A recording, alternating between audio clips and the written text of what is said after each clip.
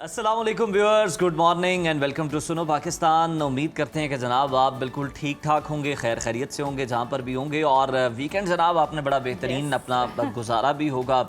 लाहौर के कुछ इलाकों में बारिशें भी हुई जो कि आपने इंजॉय भी की होंगी। और अब जनाब आप अपने काम के लिए निकल रहे होंगे या रेडी हो रहे होंगे और भरपूर एनर्जी के साथ जनाब हमारी तरह। मैं हूँ ज़ैद मलिक और मेरे साथ मौजूद है यानी कि आज भरपूर एनर्जी दिखानी, लेकिन मेरे पास नहीं। कुछ लोग ऐसे भी होते हैं टायर्ड से उठते हैं, वीकेंड जितना मर्जी अच्छा गुजारा हो लेकिन मॉर्निंग जो है ना वो फिर होता है ना कि मंडे से ऐसे लोगों की कुछ बनती नहीं है खास। सब अच्छा चल रहा था और फिर मंडे आ गया।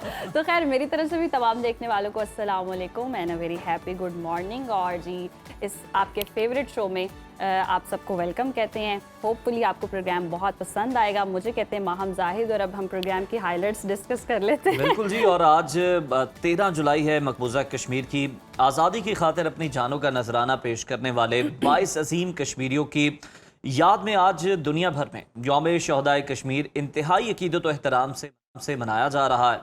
13 जुलाई 1931 तहरीक आज़ादी कश्मीर का तारीखी और लाजवाल संग मील है।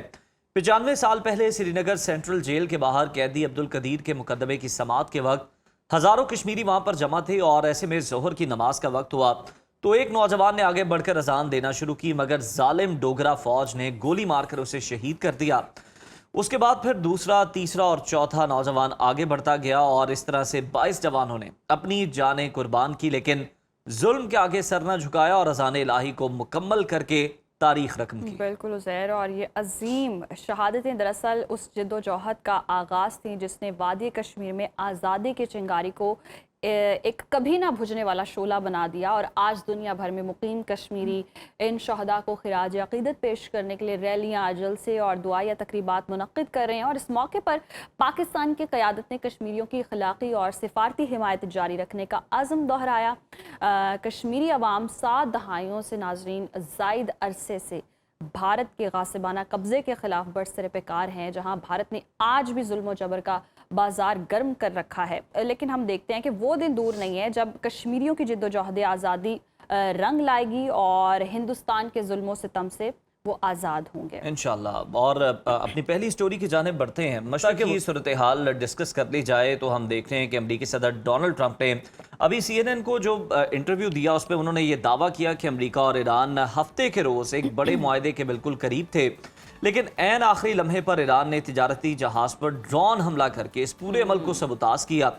सदर ट्रंप का कहना है कि वो हर चीज़ से दस्तबरदार होने के लिए तैयार थे, लेकिन इस हमाकत के बाद अमरीका ने ईरान को इंतहाई सख्त जवाब दिया और पासदारान इनकलाब के 140 फौजी अहदाफ को निशाना बनाया है। और अमेरिका के ताज़ा हमलों में ईरान के जनूबी अजला में हलाकतों की इतलात हैं। ईरान भी हमलों के बाद खामोश नहीं रहा और कुवैत की वजारत दिफा ने तस्दीक की है कि उनकी 3 बड़ी तेल तनसीबात और एक ऑफशोर ऑयल प्लेटफॉर्म को ड्रोन्स और मिसाइलों से निशाना बनाया गया, जिसमें माली नुकसान और कारकुनान के ज़ख्मी होने की भी इतलात हैं। और इस नाजुक मोड़ पर जब एक तरफ अपना हुर्मुज़ की बंदिश की जंग लड़ी जा रही है और दूसरी तरफ कुवैत की तेल की सप्लाई लाइन्स को निशाना बनाया जा रहा है, खलीज के हालात किस तरफ जा रहे हैं, इन तमाम पहलुओं पर बात करने के लिए हमारे साथ मौजूद हैं माहिर अरब अमूर मंसूर जाफ़र साहब। बहुत शुक्रिया आपके वक्त का। Welcome to Suno Pakistan. अच्छा, सदर ट्रंप का ये दावा कि दोनों ममालिक हफ्ते के रोज़ एक डील के बिल्कुल करीब थे, लेकिन ईरान ने 2 घंटे बाद ड्रोन हमला कर दिया। ट्रंप के माजी के बयानात और इकदामात देखें तो आपको क्या लगता है, क्या वो सच बोल रहे हैं? जी बहुत शुक्रिया जी। जहाँ तक तो डोनाल्ड ट्रंप साहब के फरमुदात का ताल्लुक है तो डोनाल्ड ट्रंप साहब तो खुद अपनी बात से मुकरने का और यू टर्न लेने का बड़ा उन्हें मलका हासिल है। और अगर ये फर्ज भी कर लिया जाए कि ईरान ने एक ड्रोन हमला कर दिया था, लेकिन उसके नतीजे में जो नुकसान हुआ या जो गज़ब पहुंचाया गया किसी जहाज को, क्या उसका बदला जो है वो 140 या 400 हमले बनता है? क्योंकि ये जो गैर मुतनासिब ताकत का इस्तेमाल है, ये बुनियादी तौर पे इस पूरे कज़िये को जो है वो ख़राब कर रहा है। और इस वक्त अमेरिका और इसराइल का ये वतीरा, ये ट्रेंड बन चुका है कि वो ताकत का बेमहाबा इस्तेमाल जो है वो करने के आदी हो गए हैं, क्योंकि उन्हें गजा में जो की जाने वाली जेनोसाइड है, जो कत्लेआम है, जिसपे उन्होंने ताकत का डिसप्रपोर्शनेट यूज़ जो है वो किया, ये बुनियादी तौर पे एक जंगी जुर्म होता है। और ख़ास तौर पे आपके इल्म में है कि उनके खिलाफ जो बैन अवी फौजदारी अदालत में मुकदमा भी कायम किया गया था इसराइल के, उसमें भी ये बात भी साबित थी कि अगर आप आपके किसी मिलिट्री टारगेट को हिट किया गया है तो उसके जवाब में आप किसी अस्पताल को निशाना नहीं बना सकते, किसी स्कूल को निशाना, किसी खाने के मरकज को।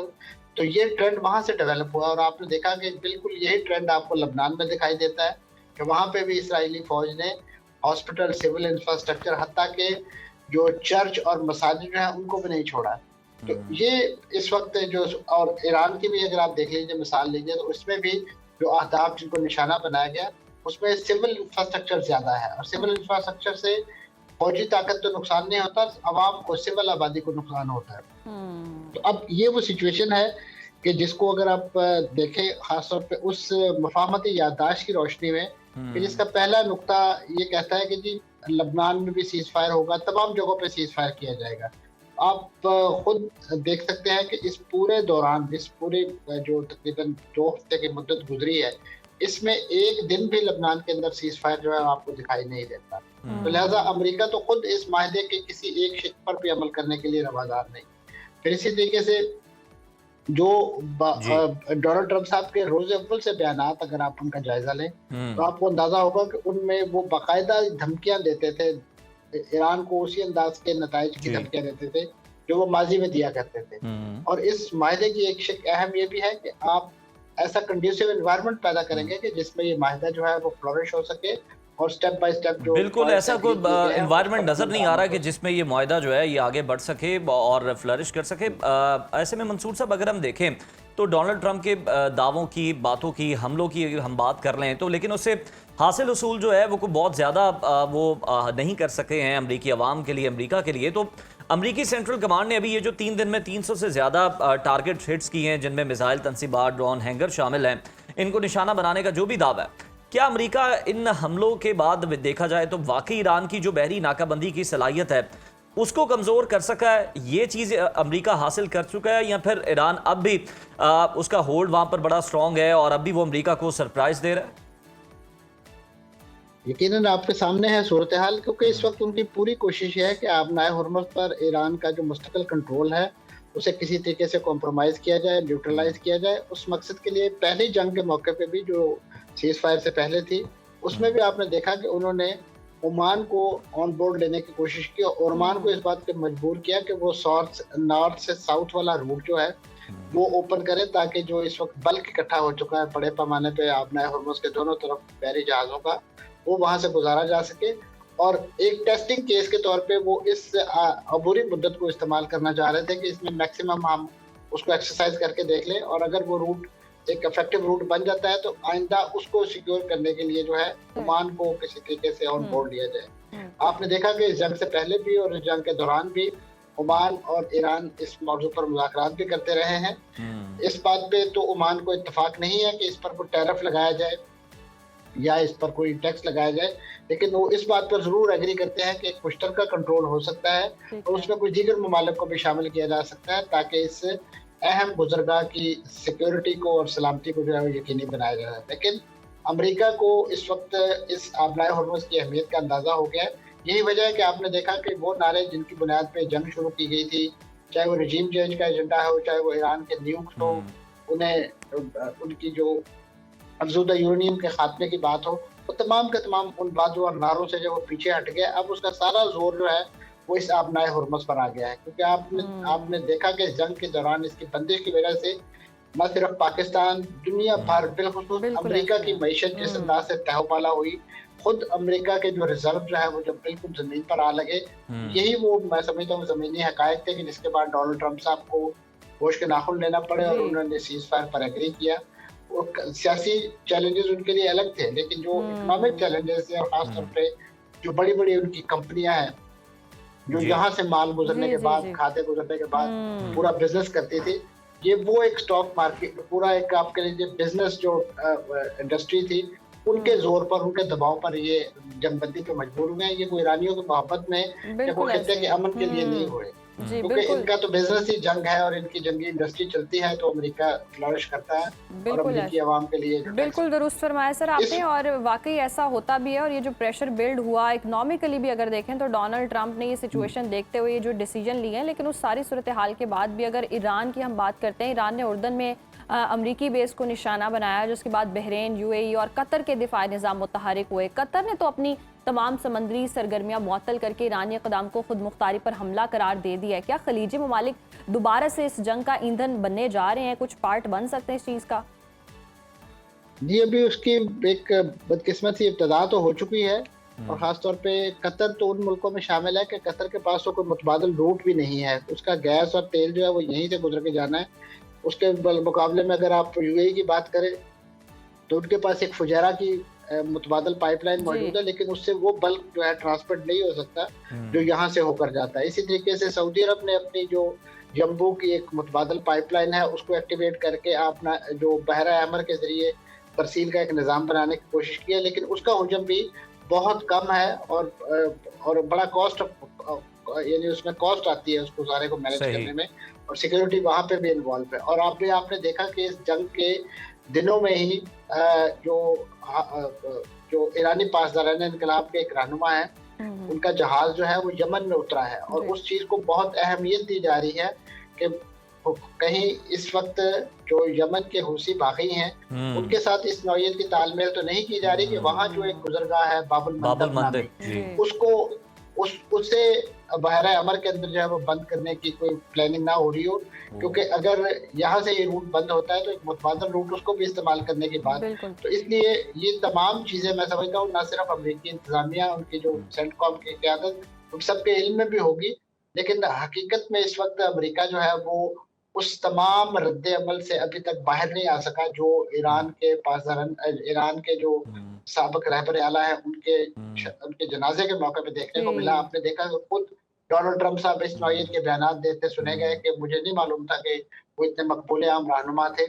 लेकिन मैं समझता हूँ having said this, Donald Trump साहब तो अपनी जगह हैरान थे, लेकिन ईरान के लिए भी वो बहुत एक जिसे कहना चाहिए हैरान कुन मुजाहरा था। और खासतौर पे उस मुजाहरे से जो सफारती उनकी तन्हाई खत्म हुई, उनको जो पॉलिटिकल स्ट्रेंथ मिली, उसके हाथों बिल्कुल बिल्कुल पूरी अवाम, ईरानी अवाम इकट्ठी हुई, बल्कि हमने देखा पूरी दुनिया से जो वफूद थे वो वहाँ पर पहुँचे, लोग जो है वो वहाँ पर इंडिविजुअली भी वहाँ पर पहुँचे, और यकीनन एक बड़ा ज़बरदस्त मैसेज था और अमेरिका के लिए ये बड़ा शॉकिंग भी था। मंसूर साहब, पाकिस्तानी, कतरी और सऊदी हुकाम की सालिसी के बाद अब हम देख रहे हैं कि अगले हफ्ते स्विट्ज़रलैंड में टेक्निकल टीम्स के बिलवास्ता डायरेक्टली जो मुज़ाकरात की खबरें थी, अब हफ्ते के रोज़ होने वाले नए हमलों के बाद क्या स्विट्ज़रलैंड में मुज़ाकरात का ये इम्कान हम समझे कि ख़त्म हो चुका है, या ये जो टेक्निकल मुज़ाकरात चल रहे हैं ये इसी तरह से चलते रहेंगे?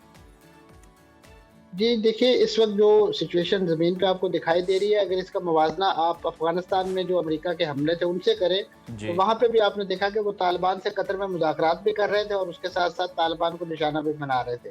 तो उस वक्त एक वेस्टर्न मीडिया में एक टर्म इजाद हुई थी कि एक तरफ वो कहते हैं ये टॉक है और दूसरी तरफ जो है फाइट भी हो रही है। तो यहाँ पे भी आपको यही मंजर जो है वो दिखाई देगा।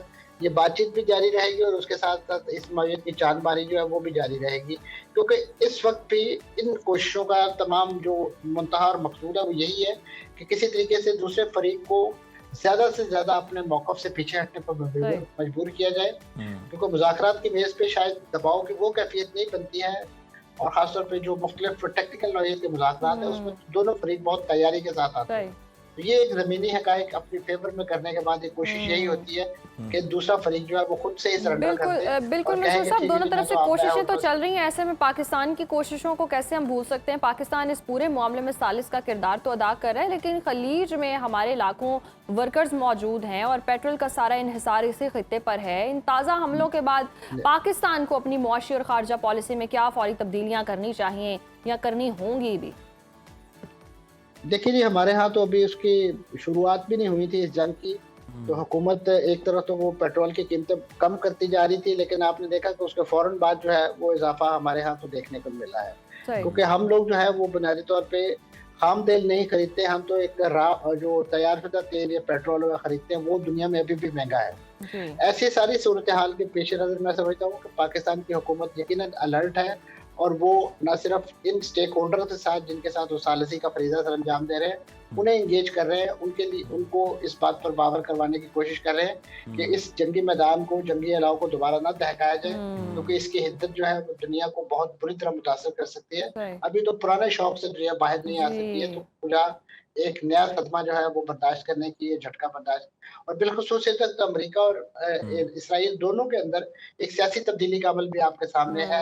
एक तरफ मिड टर्म इलेक्शन होने हैं और दूसरी तरफ 27 अक्टूबर को इसराइल के अंदर इंतखाबात का डोल भी डाला इंतखाबात, जाना जी है। जी। तो अब दोनों जो वहाँ के इस वक्त सरबराहान हैं, चाहे वो नेतन्याहू हो, डोनाल्ड ट्रंप साहब, उनका सियासी मुस्तकबिल उस इंतखाबी अमल के साथ भी जुड़ा हुआ है। जुड़ा हुआ, तो बिल्कुल। यकीनन वो उसी वक्त मुमकिन होगा कि जब ज़मीन पे वो अपने अवाम को कोई ऐसी विक्ट्री दिखा सकेंगे कि जिसको वो बिल्कुल, बताएं अवाम कि के लिए देखिए फतह हमने जो है आपको वो टैक्स पेयर नेतन्याहू को भी चाहिए, डोनाल्ड ट्रंप को भी चाहिए। बहुत शुक्रिया मंसूर जाफर साहब, आपके वक्त का आपने दुरुस्त फरमाया। और जहाँ तक रही बात कि हमारी जो पेट्रोलियम मसनूआत की बढ़ती कीमतें उस पर अलर्ट है, तो लगता है कि कुछ ज़्यादा ही अलर्ट है। मतलब अभी हमले हुए और अभी उसके मार्केट पे उस तरह से असरात आए नहीं, लेकिन यहाँ पर फौरी तौर पर जो कीमतें हैं वो पास ऑन कर दी गई हैं और आवाम देख रही है कि जनाब अब आपने रिलीफ देना है कि हमने बहुत मुश्किलात जो हैं वो झेल ली हैं। तो अब तो खुदारा आप जो पेट्रोल की कीमत है उसको कहीं स्टेबल रहने दें, चले 300 पे स्टेबल रहने दें, लेकिन आपने फौरी वहां से हमला हुआ नहीं, कीमतें बढ़ा दी हैं। लोग कहते हैं कि इतनी जल्दी किस तरह से असरात वो पड़ जाते कहते हैं हैं ना, आलमी वो मार्केट पे। जिस तरह हम पहले ही बात कर रहे थे कि चौथे महल्ले कुछ होता है, असरात पहले ही पाकिस्तान पे आ जाते हैं, उन पे भी असरात आए नहीं आए, लेकिन पाकिस्तान पर आ गए। और मौशी तौर पर जी हम कंगाल होने वाले हैं, तो पेट्रोल के प्राइसेस जो है वो स्टेबल होने पे नहीं आ रहे। लेकिन बिलाखिर सारी सिचुएशन जो है वो सॉर्ट तभी होगी जब ये दोनों ममालिक जो है मिल बैठेंगे और मुज़ाकरात पुरअमन तरीके से आगे बढ़ेंगे। बिल्कुल जी। और लाहौर से अब आपको खबर दे दें कि जनाब इचरा की इत्तेहाद कॉलोनी है, जहां 9 जुलाई को बहुत ही अफसोसनाक और एक गैर मामूली वाक़या पेश आया जो अभी तक एक मौमा बना हुआ है। मलिक अदनान नामी शहरी की 3 मासूम बेटियां मामूल के मुताबिक एक घर में कायम ट्यूशन सेंटर में पढ़ने जाती हैं, मगर 10 साला बेटी नईमा की वहां से सिर्फ लाश वापस आती है। गम से निढाल वालिद का दावा है कि मासूम बच्ची के गले पर रस्सी का वाज़ेह निशान मौजूद है, उसे कत्ल किया गया। जबकि थाना इचरा के SHO का कहना है कि इब्तदाई तिब्बी मुआयने में रेप या तशद्दुद के शवाहिद नहीं मिले हैं। और मोहल्लेदारों के मुताबिक नाजरीन, 2 बहनें इस घर में 15 से 20 बच्चों को पढ़ाती हैं और आज पीर का दिन इस केस के लिए इंतहाई अहम है, क्योंकि पुलिस के मुताबिक पोस्टमार्टम की जो तफसीली मेडिकल रिपोर्ट है आज ही मौसूल होनी है। और इसी लर्ज़ाखेज़ वाक़े के हक़ाइक़ और पुलिस इन्वेस्टिगेशन जी ऑन ग्राउंड अपडेट हैं, ये सारी मालूमात जानने के लिए हमारे साथ मौजूद है सुनो न्यूज़ के रमज़ान बेग। बहुत शुक्रिया आपके वक्त का, वेलकम टू सुनो पाकिस्तान। अच्छा, इचरा पुलिस के मुताबिक मकतूला नईमा की तफसीली पोस्टमार्टम रिपोर्ट आज यानी कि पीर वाले दिन मौसूल होनी है। 9 जुलाई का वाक़या है, पोस्टमार्टम में इतनी ताख़ीर गैर मामूली नहीं है। और अस्पताल ज़राइया इन्वेस्टिगेशन टीम से आपको क्या मालूमात अभी तक मिल सकी है? जी बहुत शुक्रिया। ये एक तो बड़ा अफसोसनाक वाक़या था इचरा के इलाका इत्तेहाद कॉलोनी में, जहां पर ट्यूशन पढ़ने के लिए जाने वाली जो 12 साल नईमा की पुरसराल हलाकत का ये मामला था, जो अभी तक हल नहीं हो सका। दूसरी बात यह है कि इन्वेस्टिगेशन पुलिस जो इचरा है वो अभी तक एक तो पोस्टमार्टम रिपोर्ट और दूसरी बात यह है कि जो फ्रांसिक रिपोर्ट है जी जी वो भी अभी तक मसूल नहीं हुई। जो इब्तदाई रिपोर्ट थी पोस्टमार्टम की, उसमें तो गले के रस्सी के निशान वाजिया नजर आ रहे थे उसमें, लेकिन तशद्दुद नजर नहीं आ रहा था। एक बात। दूसरी बात ये थी कि बच्ची जब वॉशरूम में नीचे गई है और उसके 10 से 15 मिनट बाद जब उसकी बड़ी बहन जो उधर ही पढ़ती है, 2 बहनें और तीसरी ये बहन थी जो फोत हो गई, उन्होंने दरवाजा जोर से खटखटाया, जोर लगाया, लेकिन नहीं खुला। जब उनकी टीचर नीचे आई तो तब खुला तो अंदर देखा को बच्ची मुर्दा हालत में पड़ी हुई थी और गले में रस्सी लटक रही थी।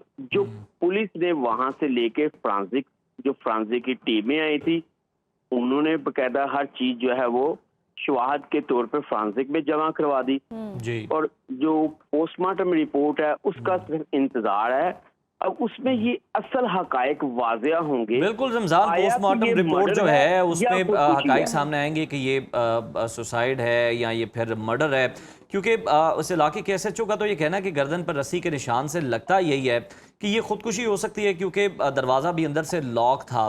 तो इस हवाले से क्या बताना है SHO का और जो तहकीकात है?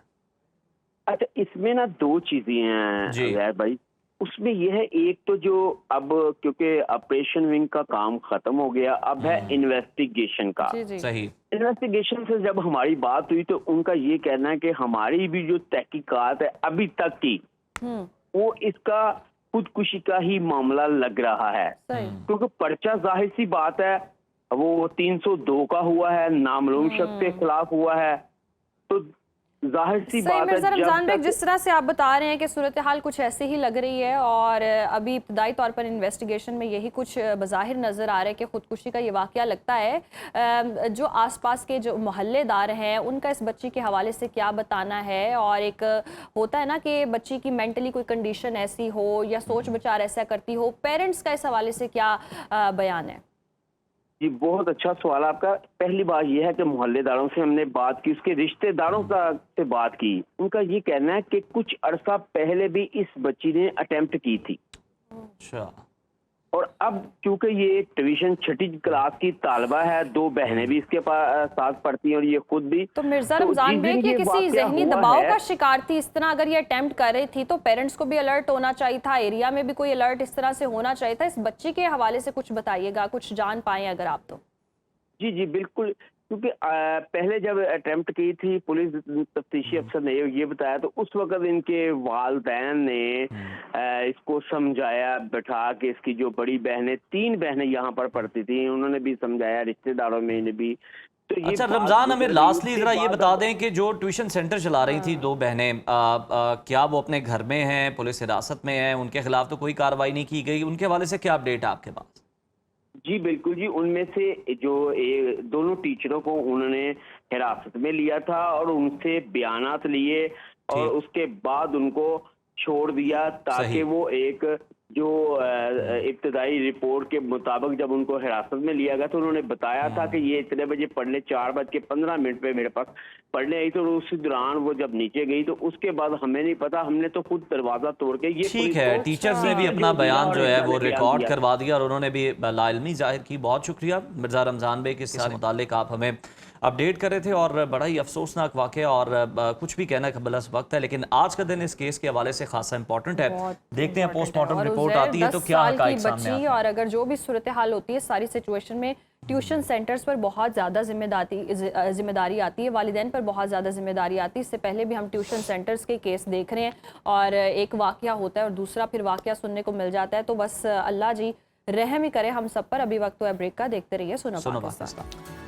व्यूअर्स, माहौलियाती तब्दीलियाँ अब सिर्फ इस हद तक असरअंदाज नहीं हो रही कि जनाब गर्मी जो है वो बहुत ज़्यादा बढ़ जाती है, मौसम जो है, जो सीज़न है वो आगे जा रहे हैं, बल्कि अब हम देख रहे हैं कि ये हमारे मासूम बच्चों की ज़िंदगियों के लिए भी एक खामोश कातिल बन चुके हैं।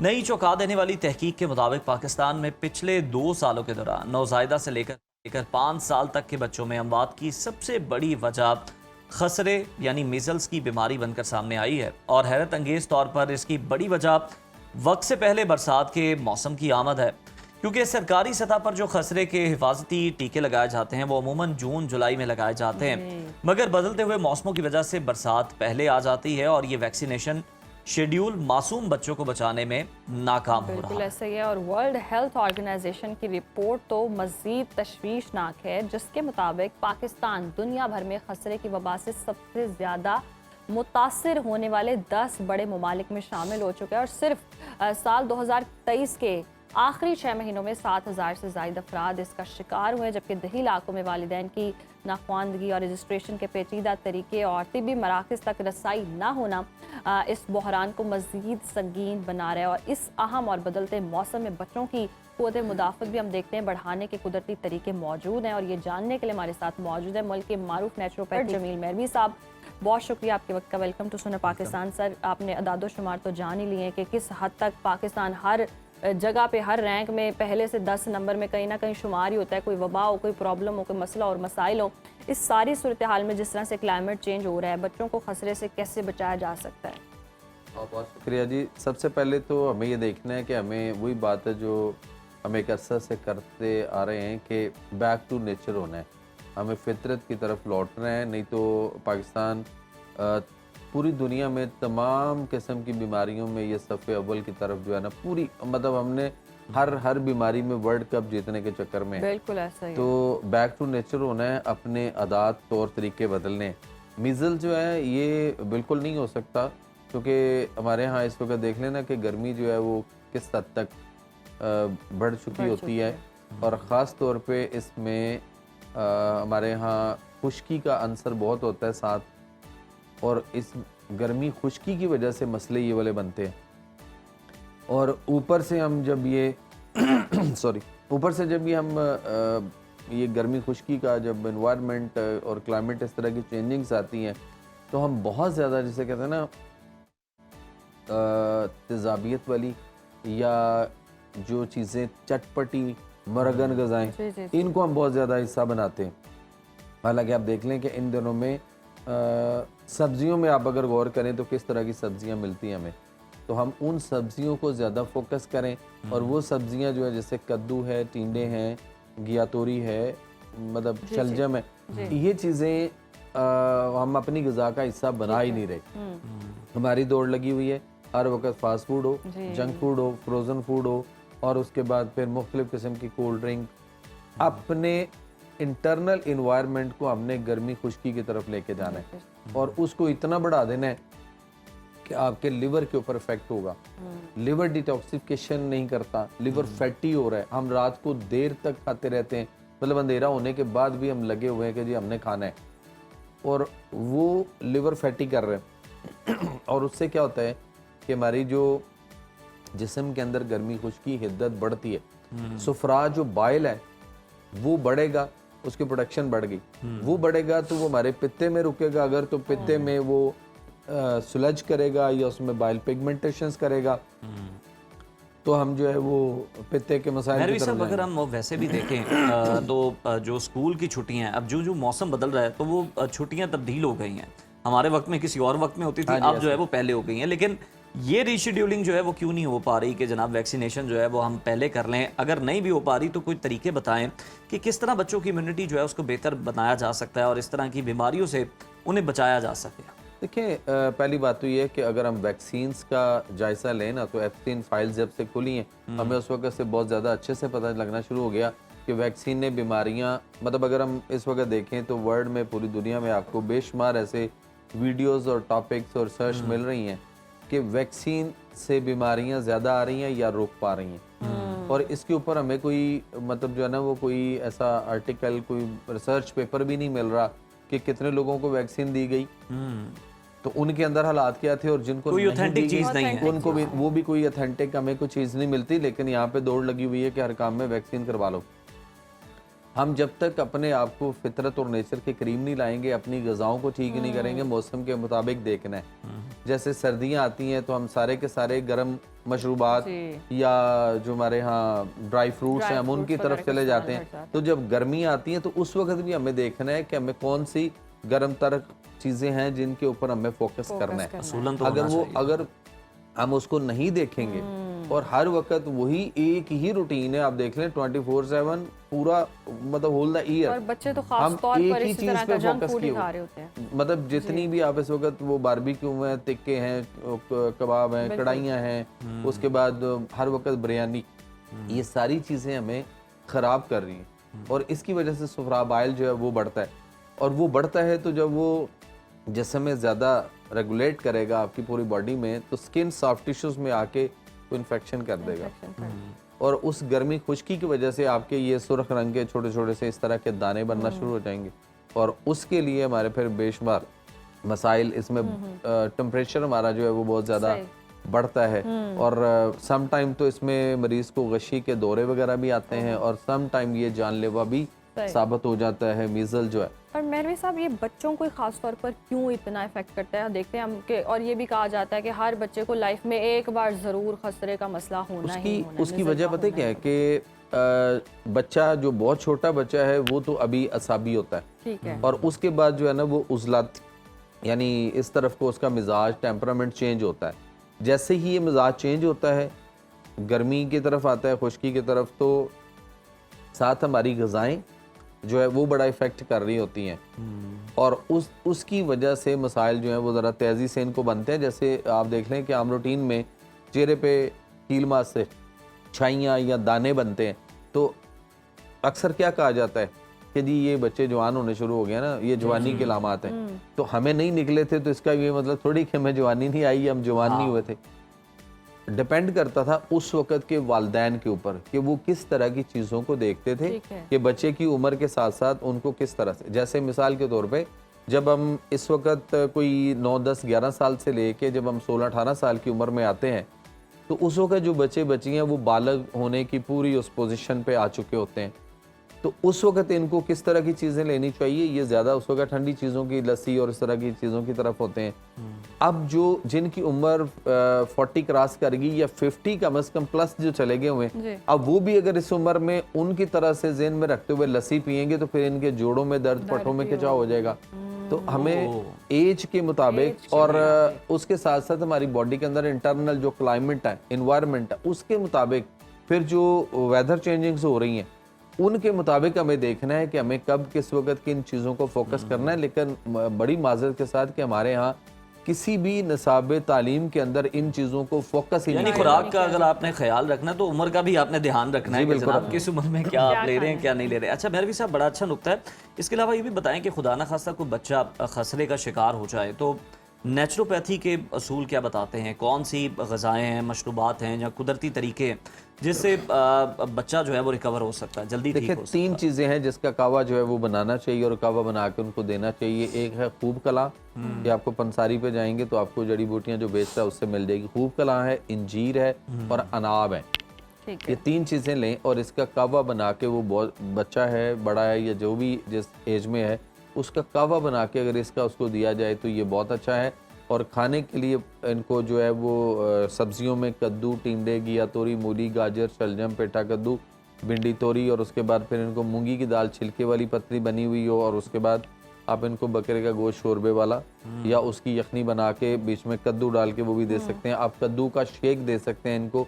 पानी में 1 गिलास पानी लें, उसके अंदर एक छोटे साइज़ का कद्दू लें, जैसे आड़ू आए हुए इस साइज़ का, और ये घिया कद्दू जो सब्ज़ रंग का होता है गोल वाला, वो लिया जाए और उसको सिर्फ धोना है और उसका छिलका नहीं उतारना। उसको मोटा मोटा काट के आप जूसर में डाल दें, 1 गिलास उसमें पानी डाल दें, 2-3 टहनियाँ आप उसकी सब्ज़ पुदीने की पत्तों समेत डाल दें और 4-5 दाने आप उसमें काली मिर्च खूबसूरत अच्छी चमकदार जो है वो डाल के आप उसको पानी में शेक कर लें तो वो पिलाया जाए। वो भी इनके लिए जो है वो बहुत अच्छा है। सही।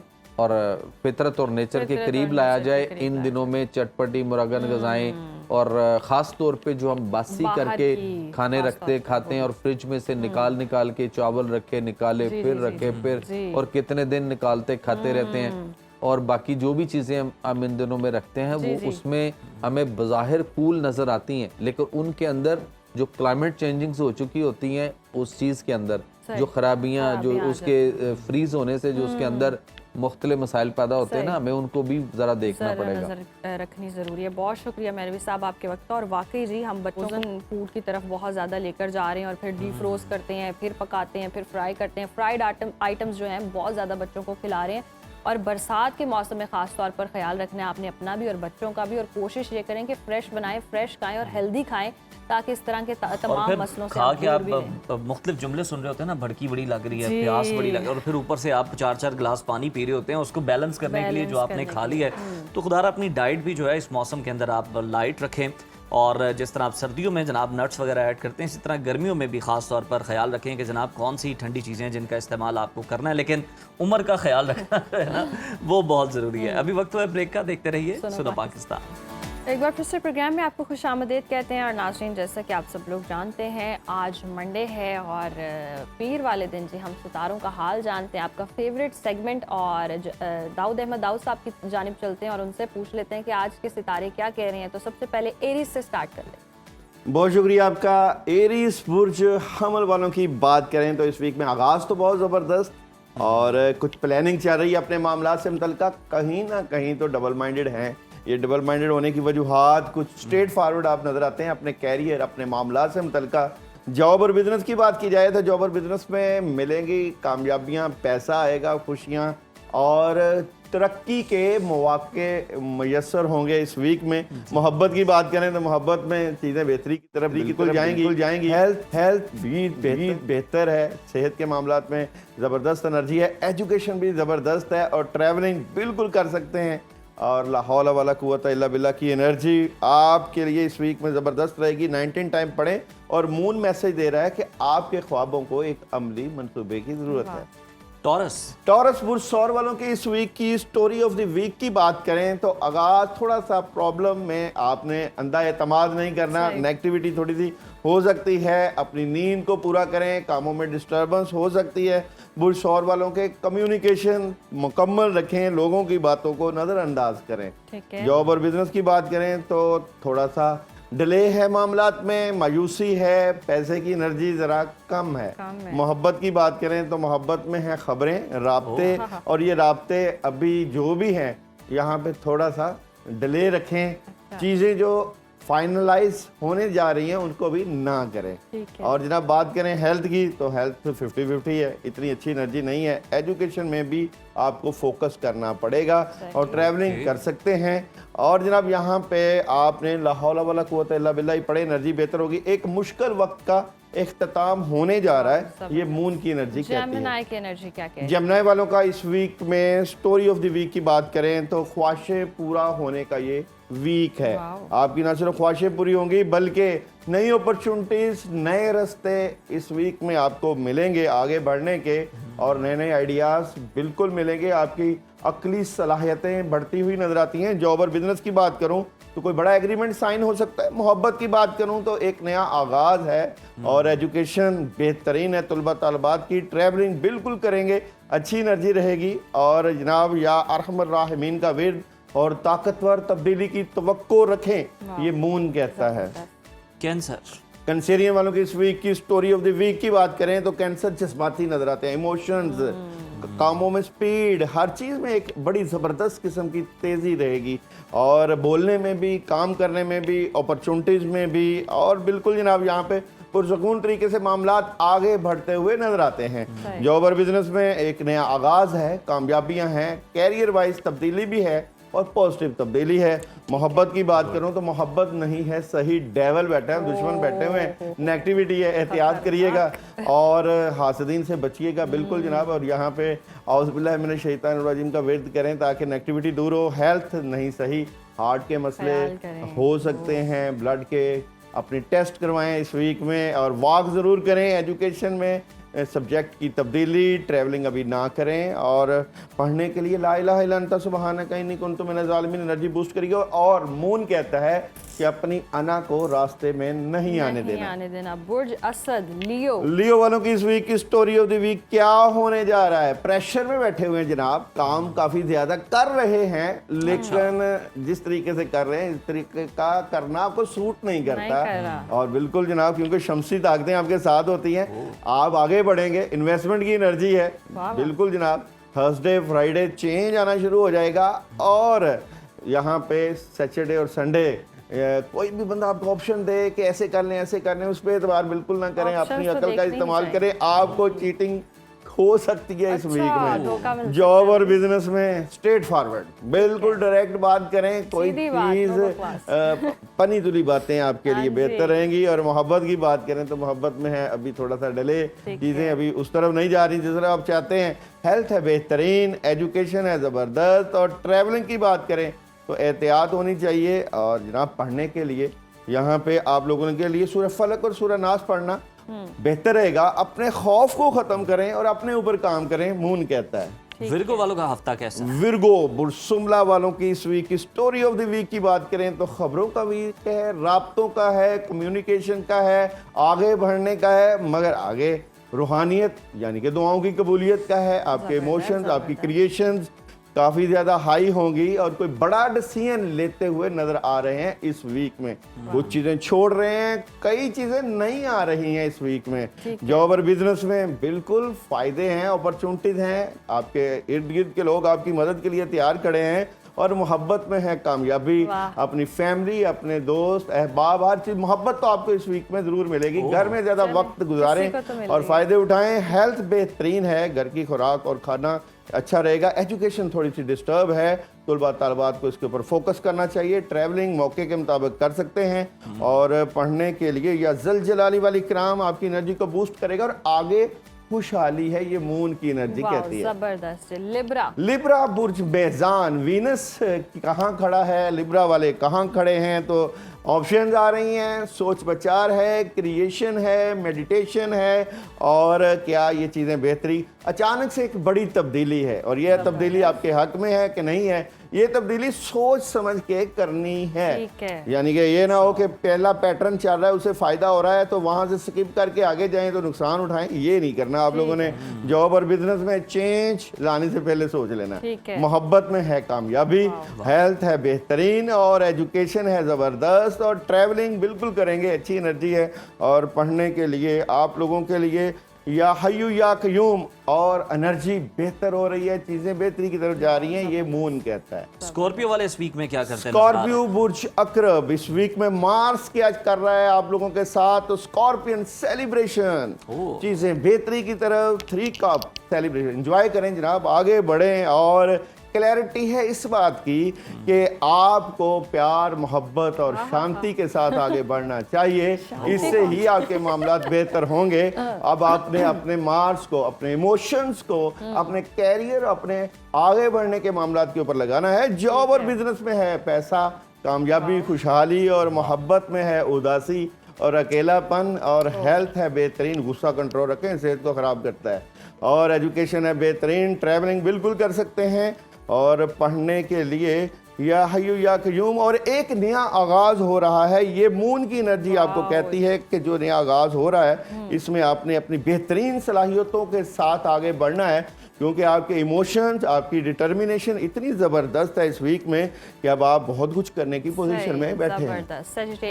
सेजिटेरियस बुर्ज कॉस क्या होने जा रहा है सेजिटेरियस वालों के इस वीक में?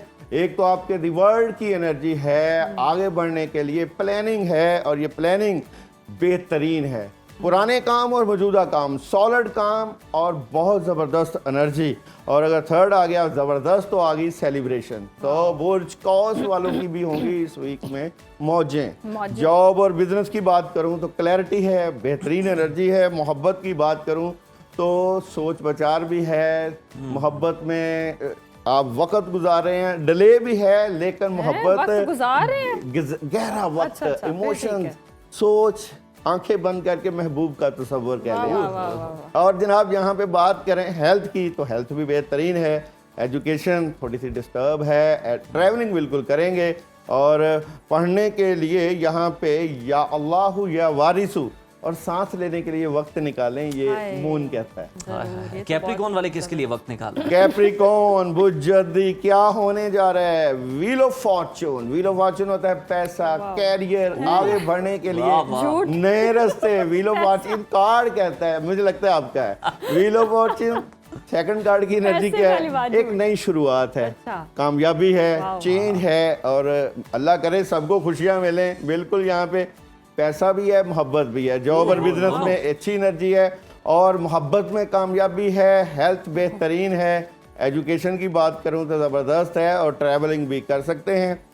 सूरह इखलास का विर्द और कोई भी चीज़ ऐसी मुकद्दर में नहीं है कि जो कि मुमकिन ना हो। ये आपके लिए चांद की एनर्जी कहती है। जबरदस्त जबरदस्त। एक्वेरियस का बता दें। एक्वेरियस बुर्ज दिलो इस वीक की स्टोरी क्या कहती है? लेकिन जो अपॉर्चुनिटीज आएंगी एक्वेरियस वालों के लिए, आगे बढ़ने के मौके आएंगे और यहाँ पे आप अपने काम से जान ना छुड़ाएं वरना नुकसान आपको होगा और यही चीज़ आपके लिए नुकसानदेह हो सकती है। इसलिए मैं कहूँगा कि ज़्यादा काम करें, ज़्यादा फायदे उठाएं। जॉब और बिजनेस में स्ट्रेट फॉरवर्ड होना पड़ेगा। वालों का ये हफ्ता कैसा रहा? हाँ जी, और पाइसेस वालों की इस वीक की story of the week, delay है मामला थोड़े से, राब्ते तेज हो जाएंगे, कम्युनिकेशन ज़बरदस्त हो जाएगी। जॉब और बिजनेस में नाकामी अभी, मोहब्बत में है कामयाबी और क्या नहीं करना, माजी से निकलना है, आगे बढ़ना आगे बढ़ना है। यही मैसेज है। आपके वक्त और आगे बढ़ते हुए नाजरीन हम भी ब्रेक देखते रहिए सुनो पाकिस्तान।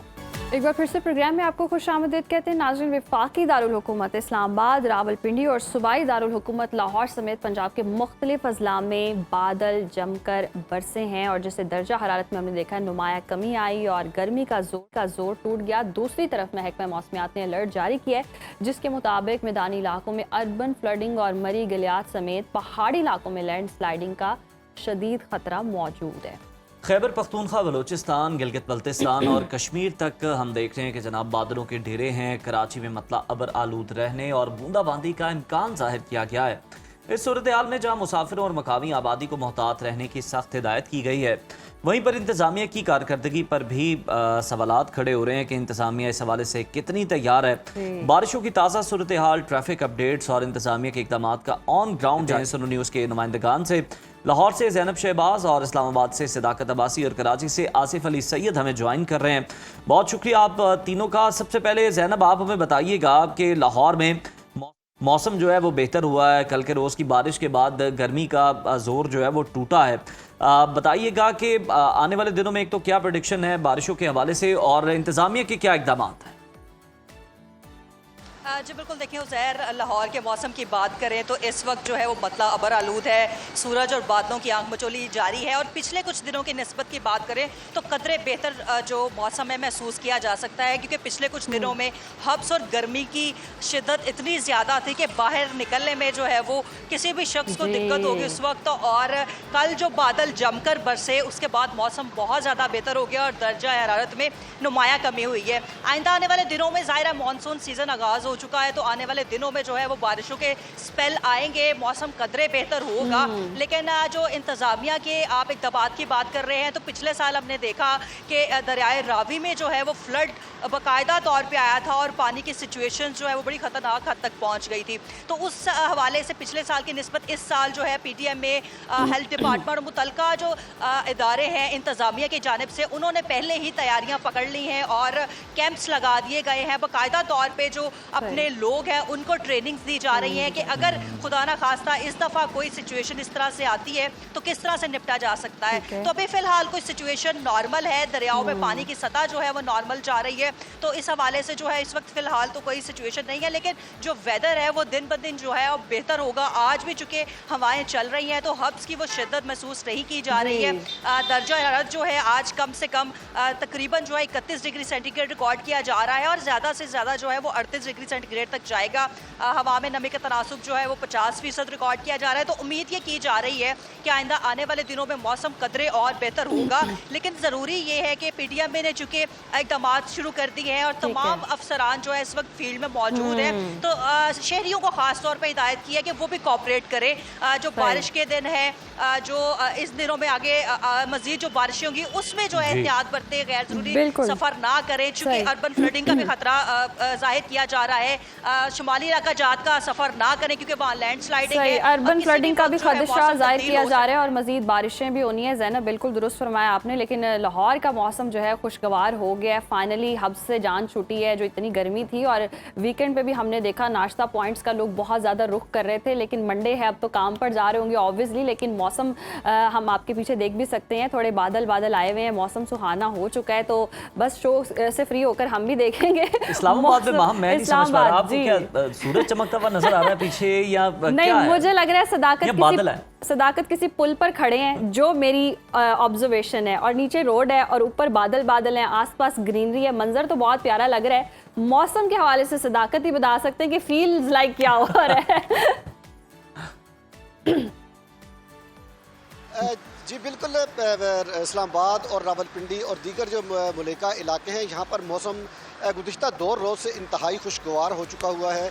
2 रोज़ से सावन की जो बरसात थी वो बरसी और उसने गर्मी और हब्स का जो ज़ोर तोड़ा है। उसके बाद शहरियों ने सुख का सांस लिया और मुरझाए चेहरे जो है वो खिलखिला उठे, पौधे जो है वो खिलखिला उठे। इस वक्त रावलपिंडी और इस्लामाबाद में आंखों बादलों और धूप का जो आंख मचोली का सिलसिला है वो जारी है। ठंडी हवाओं का राज है और खूबसूरत और सुहाना उस वक्त इस्लामाबाद का मौसम है। महकमा मौसमियात की जानिब से ये बताया गया कि आगे मज़ीद जो है वो बारिशें जो है वो मुतवक्के हैं, जो किसी भी हंगामी सूरत हाल की शक्ल भी इख्तियार कर सकती हैं। ख़ास तौर पर आज जो है वो सदाकत, आप मौसम कम बता रहे हैं और आप हमें दावत ज़्यादा दे रहे हैं इस्लामाबाद आने की। वर्किंग डेज ना होते तो हम आपके पास चले आते।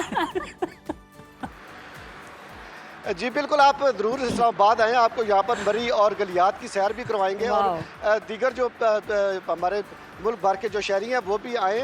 लेकिन सफ़र करने से पहले जो है ना वो महकमा मौसमियात की जो वेबसाइट है उसका जो है उसको ज़रूर देख कर आएँ, ताकि उनको अंदाज़ा हो जाए कि कहाँ पर बारिश ज़्यादा है और कहाँ पर लैंड स्लाइडिंग का जो है वो खतरा है। तमाम महकमा मौसमियात की जानिब से ये बताया गया है कि आज मरी, गलियात, रावलपिंडी, जेहलम, चकवाल इनके चंद मकामात पर जो है वो बारिश जो है वो मुतवक्के है, जबकि मौसम बाकी दीगर ज़्यादातर मौसम जो है वो आज खुश्क रहेगा। लेकिन ठंडी हवाओं का राज है, हवा में नमी का तनासब चूँकि आज कम है, जिसकी वजह से लाइक फील जो है वो इंतहाई कम है। वरना जब टेम्परेचर जो है वो 40 सेंटीग्रेड तक जाता है तो उसका लाइक फील जो है वो तकरीबन 59 से 60 सेंटीग्रेड तक जो है वो फील होता था। लेकिन यहाँ पर मुरझाए चेहरे जो है वो खिलखिला उठे, बिल्कुल मुरझाए चेहरे खिलखिला उठे मेरे ज़्यादा खिलखिला उठे हैं कुछ। ज़ैनब, बहुत शुक्रिया, आपने भी मौसम के हवाले से बताया और आप भी बड़ी खिलखिला कर मौसम के हवाले से बता रही हैं। सदाकत, आप भी। लेकिन आसिफ, आपका चेहरा क्यों मुरझाया हुआ है? कराची में कैसा मौसम है, फील्स लाइक क्या है? और भी हम देख रहे थे कि बूंदाबांदी की पेशगोई तो की गई थी, लेकिन माजी में जिस तरह से हमने देखा है कि अचानक तेज बारिश हो जाती है या होती भी नहीं है, फिर इमरजेंसी के तहत कभी कभी नदी नालों की सफाई भी नहीं होती है, तो सूरत हाल काफ़ी ख़राब रहती है। तो अगर इन केस कराची में बारिश होती है तो क्या आप इंतजामात देखते हैं? जी बिल्कुल, बहुत शुक्रिया आपका। और चेहरा इसी वजह से मुरझाया हुआ है कि बिल्कुल मेरे पीछे जो है वो सूरज इस वक्त निकल आया है। सुबह से तो बादल बहुत अच्छे होते हैं, बहुत अच्छा मौसम होता है, सुबह इतना सुहाना मौसम होता है कि दिल चाहता है कि पूरा दिन इसी तरह का ही मौसम रहे। लेकिन जब जैसे जैसे दिन बढ़ता जाता है ये क्योंकि यहाँ पे हवा में नमी का तनासुब बहुत ज़्यादा है, 78% है जो गुज़िश्ता एक हफ्ते से है। वैसे तो बादल हैं और हवाएं भी चल रही हैं बहुत अच्छी कराची में, लेकिन ये जो हवा में नमी का तनासुब ज़्यादा होता है तो उसकी वजह से पसीना बहुत आता है और हब्स की कैफियत, ऐसा लगता है जैसे हब्स की कैफियत है। बारिशों की पहले ही महकमा मौसमियात कह चुका है कि इस दफ़ा कराची में जो है बारिशें इंतहाई कम हैं। कोई एक आधी कोई स्पेल, अगर कोई बड़ा कोई हैवी स्पेल आ गया तो आ गया, वरना तो नॉर्मल से बूंदाबांदियों का ही सिर्फ वो कहा गया है कि सिर्फ बूंदाबांदी या फिर हल्की फुहार हो सकेगी कराची में इस दफ़ा। तो इस वजह से भी कराची वाले ज़्यादा अफसरदा भी हैं कि यहाँ पर बारिश का इस दफ़ा कोई इम्कान नहीं है। हालांकि जब बारिश होती है तो फिर कराची वाले परेशान हो जाते हैं, परेशान भी बहुत होते हैं। नाएलियाँ जो हैं वो खुल के सामने आने लगती हैं, क्योंकि 54 करोड़ रुपए इस दफ़ा बजट रखा गया नालों की सफाई का, लेकिन वो नाले भी जो है अब तक कोई बहुत अच्छी तरह से सफाई हो नहीं सकी है उनकी, क्योंकि 44 बड़े नाले हैं कराची में और 522 के करीब तकरीबन छोटे नाले हैं पूरे शहर में, जिसमें से कुछ जो चीदा नाले थे वो सिटी गवर्नमेंट की जानिब से, KMC की जानिब से उनकी सफाइयाँ शुरू की गई थी, उसकी कुछ मुहिम भी चलाई गई। बेशक ज्यादा बारिश नहीं है, नाले उबलने का खतरा नहीं है आसिफ, लेकिन के इलेक्ट्रिक का तो खतरा मौजूद रहता है ना। थोड़ी सी फुहार भी पड़े तो के इलेक्ट्रिक का सिस्टम बैठ जाता है और फिर लाइट जो है वो गायब हो जाती है। तो उन्होंने क्या इंतजाम कर रखा है? के इलेक्ट्रिक को तो कोई बहाना नहीं चाहिए ना, वो तो वैसे भी रोजाना के हिसाब से लोड शेडिंग अच्छा, बहाना भी नहीं चाहिए, जब दिल चाहता है वो बंद कर देते हैं। जी हाँ, इस वक्त भी सूरत हाल लोड शेडिंग की बहुत ही बदतरीन है कराची के अंदर। सुई गैस की सूरत हाल, उन्होंने अपना एक नया बना लिया सुई गैस वालों ने। स्कूल की छुट्टियां हैं तो वो सुबह 6 बजे जो गैस खुलती थी अब वो नहीं खुलते, क्योंकि उनको पता है कि बच्चों ने स्कूल नहीं जाना, हालांकि लोगों ने ऑफिस बिल्कुल आसिफ, बिल्कुल आप जिस तरह से सिचुएशन बता रहे हैं हम समझ सकते हैं कि बहुत मसाइल है। और कराची में तो खास तौर पर वो कहते हैं ना, ज़्यादा बारिश आती है तो ज़्यादा पानी आता है, हल्की बारिश भी आए तो बहुत ही पानी आता है। और कराची की सूरत हाल इतनी ख़राब हो जाती है कि सड़कों पर पानी जमा हो जाता है, बिजली होती नहीं है, पानी घर में मैसर नहीं होता, निज़ाम ज़िंदगी जो मफलूज होकर रह जाता है। तो वाकई थोड़े से हम अफसुर्दा भी हुए हैं, जिस तरह से हम सेलिब्रेट कर रहे थे, खुश हो रहे थे, मौसम के हवाले से बता रहे थे, खिले चेहरे थे। लेकिन सदाकत की स्टोरी सुनकर थोड़ी सी मायूसी भी। एक तो पहले कराची वाले तरसते रहते हैं कोई बारिश हो, मौसम सुहाना अच्छा होता है, लेकिन उसके बाद फिर कुछ अच्छा नहीं होता, कुछ अच्छा नहीं होता। तो अगर कराची में मौसम अच्छा भी हो जाए तो बाद की सूरत हाल बहुत ज़्यादा परेशान कुन होती है। इसलिए कराची वाले कहते हैं कि बारिश हो ही ना, यही बेहतर है। खुद भी यही चाहते हैं, वो दुआएं में नहीं करते कि बारिश हो। यस, तो लेकिन ये कि ये अच्छी बात है कि लाहौरी या मुख्तलिफ शहरों में या दीगर जगहों पर हम देख रहे हैं, शिमाली इलाका जात में भी मौसम बड़ा ज़बरदस्त है, बारिशें हो रही हैं, फाइनली कुछ गर्मी में उज़ैर कमी आई है और मौसम जो है वो बहुत ही ज़बरदस्त हो गया। मज़ीद मौसम की बात कर लेते हैं। ग्लोबल वार्मिंग और माहौलियाती तब्दीलियाँ पाकिस्तान के लिए एक भयानक हकीकत बन चुकी हैं। वफाकी दारुल-हुकूमत इस्लामाबाद, पंजाब, बालाई खैबर पख्तूनख्वा और गिलगित बल्तिस्तान में मानसून का नया और ताकतवर मगरबी निज़ाम दाखिल हो चुका है। ऐसे में NDMA खबरदार कर रहा है कि रवां साल बारिशें गुज़श्ता बरस के मुकाबले में 26% तक ज़्यादा हो सकती हैं। सबसे ज़्यादा तशवीशनाक वार्निंग पाकिस्तान के महकमा मौसमियात ने जारी की, जिसके मुताबिक दर्जा हरारत में गैर मामूली इजाफे से शुमाली इलाकों में ग्लेशियर्स तेज़ी से पिघल रहे हैं, नई झीलें बन रही हैं और उनके बंद टूटने से शदीद ग्लेशियाई सैलाब का खतरा पैदा हो चुका है। जबकि 26 जून से अब तक मुल्क भर में छतें गिरने और आसमानी बिजली के वाक़यात में 23 कीमती जानें ज़ाया भी हो चुकी हैं। और इसके साथ उज़ैर, अलमिया ये है कि आलमी सतह पर ग्रीन हाउस गैसों के अखराज में पाकिस्तान का हिस्सा 1% से भी कम है, मगर मौसमियाती तबाही का सबसे ज़्यादा खुमियाजा हमें भुगतना पड़ रहा है। गुज़श्ता बरस भी भारत की जानिब से दरियाओं में पानी छोड़े जाने के बाद पंजाब में दरियाई सैलाब ने हमारी गंदम की फसल और ज़रूरी मईशत को अरबों का नुकसान पहुँचाया था। और अब PDMA ने लाहौर, रावलपिंडी, सियालकोट और फैसलाबाद समेत पंजाब भर में हाई अलर्ट जारी करके मुतालिका इदारों को मुतहरिक रहने की हिदायत की है। और इसी संगीन सूरत हाल पर तजिया लेने के लिए हमारे साथ मौजूद हैं डिप्टी डायरेक्टर महकमा मौसमियात इरफान विर्क साहब। बहुत शुक्रिया आपके वक्त का। Welcome to Suno Pakistan. इरफान साहब, महकमा मौसमियात ने खबरदार किया है कि शिमाली इलाकों में ग्लेशियाई झीलों के फटने के खतरात बढ़ गए हैं और दर्जा हरारत का बढ़ना और फिर हम देखते हैं कि मुंजमद ज़मीन का पिघलना इन पहाड़ी ढलवानों पर किस तरह सैलाबी सूरत हाल पैदा कर सकता है। देखिए, जो है पिछले दिनों से जो है ना नॉर्मल से ज़्यादा टेम्परेचर चल रहे थे। हमारे जो बलाई इलाके हैं, ख़ास तौर पर गिलगित बल्तिस्तान और बलाई खैबर पख्तूनख्वा के जो गिलॉफ के वैलीज हैं वहाँ पर, तो आगे आने वाले दिनों में हम और अभी भी जो है ना यही एक्सपेक्ट कर रहे हैं कि ये जो है इस टेम्परेचर की वजह से ग्लेशियर मेल्टिंग ज़्यादा होगी और जिससे पानी के बहाव में जो नदी नाले होंगे वहाँ के उनमें इजाफा हो सकता है। दूसरा ये है कि एक मगरबी हवाओं का सिलसिला पाकिस्तान में मौजूद है, वो अगले 24 घंटे तक जो है ना वो बलाई इलाकों में मजीद बारिश करेगा, जिससे जो है ना जो मुकामी नदी नाले होंगे, बहुत बड़े जो हमारे दरिया हैं उसमें तो नहीं, लेकिन जो मुकामी नदी नाले पहाड़ों पे होंगे उनमें जो है ना वो फ्लो बढ़ेंगे। तो इसलिए जो सैर व सियाहत के लिए गए हुए हैं लोग वो एहतियात करेंगे। सही। इरफान साहब, पाकिस्तान का देखा जाए तो आलमी कार्बन अखराज में हिस्सा 1% से भी कम है, लेकिन हम दुनिया के टॉप 10 सबसे ज़्यादा मुतासिर होने वाले ममालिक में शामिल हैं। तो ये पाकिस्तान को आने वाले सालों में किस किस्म के मजीद गैर मामूली मौसमी हालात का सामना करना पड़ सकता है? देखिए, ये अलमिया जो है ना कार्बन वाला जो आपने कहा कि हमारा शेयर जो है ना बहुत कम है, इसमें कोई शक नहीं है, लेकिन जो हवा है वो ये नहीं देखती कि ये सरहद इधर ख़त्म होती है या ये सरहद इधर ख़त्म होती है, उसने पूरे ग्लोब में जो है ना वो सर्कुलेट करना है। इसी तरह अगर आप देखें तो ये मौसमियाती तब्दीली का असर जो है वो तमाम खित्तों में होगा, चाहे वो कम कंट्रीब्यूट करता है चाहे वो ज़्यादा कंट्रीब्यूट करता है। जैसा कि अभी आपने देखा होगा कि जो अमेरिका है वहाँ बहुत तेज़ बारिशें हो रही हैं, जबकि यूरोप में हीट वेव जैसी कंडीशन जो ना आप देख रहे हैं। इसी तरह पाकिस्तान में जो लोकलाइज्ड फेनोमेना है, लोकलाइज्ड जो बारिशें हो रही हैं, हम ये देख रहे हैं इस मानसून सीजन में। जी ठीक। अच्छा, NDMA का कहना है कि रवां साल बारिशें पिछले साल के मुकाबले में 26% ज़्यादा होंगी। तो अब तक 23 हलाकतें और 90 से ज़ायद ज़ख्मी होने की रिपोर्ट भी आ चुकी है। तो क्या हमारा इंफ्रास्ट्रक्चर और ये डिज़ास्टर मैनेजमेंट का निज़ाम इस 26% इजाफी बारिशों का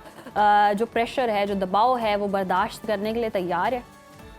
देखिए, ऐसा है कि अभी जो हमने जो इस मानसून सीजन के लिए जो फोरकास्ट या आउटलुक शेयर की NDMA से, और NDMA ने भी आगे यही बताया कि इस मानसून सीजन में जो है जो रवां मानसून सीजन है इसमें नॉर्मल से कदरे कम बारिशें हैं मैदानी इलाकों में, जबकि जो पहाड़ी इलाके हैं जिसमें बलाई खैबर पख्तूनख्वा, गिलगित बल्तिस्तान और कश्मीर के कुछ इलाके, यहाँ पर अबाबनार में थोड़ी सारी हो सकती हैं।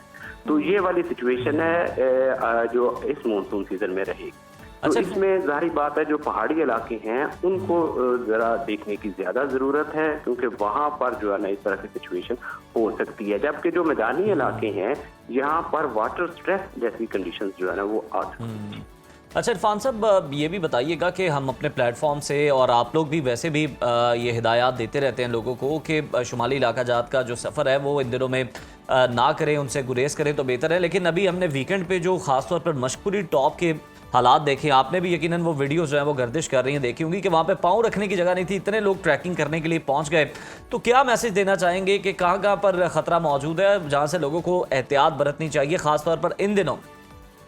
देखिए, मैं यही आपके व्हाट्सएप से यही बात करूंगा कि मानसून के सीजन में खास तौर पे, क्योंकि जैसे आपने मौसमियात की तब्दीली की बात की, तो लोकलाइज्ड फेनोमेना है, लोकलाइज्ड बारिश जो है वो पहाड़ों पे ज्यादा हो सकती है। इसलिए लोग जो है या तो इज्तनाब करें इन जगहों पर जाने से, अगर वो जाना चाहते हैं तो जो लोकल अदारे हैं वहाँ के, जैसे DDMA है, उनसे रब्ता करके तो देखें कि वहाँ की क्या सूरत हाल है। जैसा कि कोहस्तान के इलाके हो गए, गिलगित बल्तिस्तान के बेशतर जो इलाके हैं वहाँ पर इस तरह की सिचुएशन हो सकती है। इसलिए लोगों को जो है ना इज्तनाब करना चाहिए। जी सही। अच्छा, PDM ने लाहौर, रावलपिंडी, गुजरांवाला, सियालकोट और फैसलाबाद समेत वस्ती पंजाब में हाई अलर्ट जारी किया है।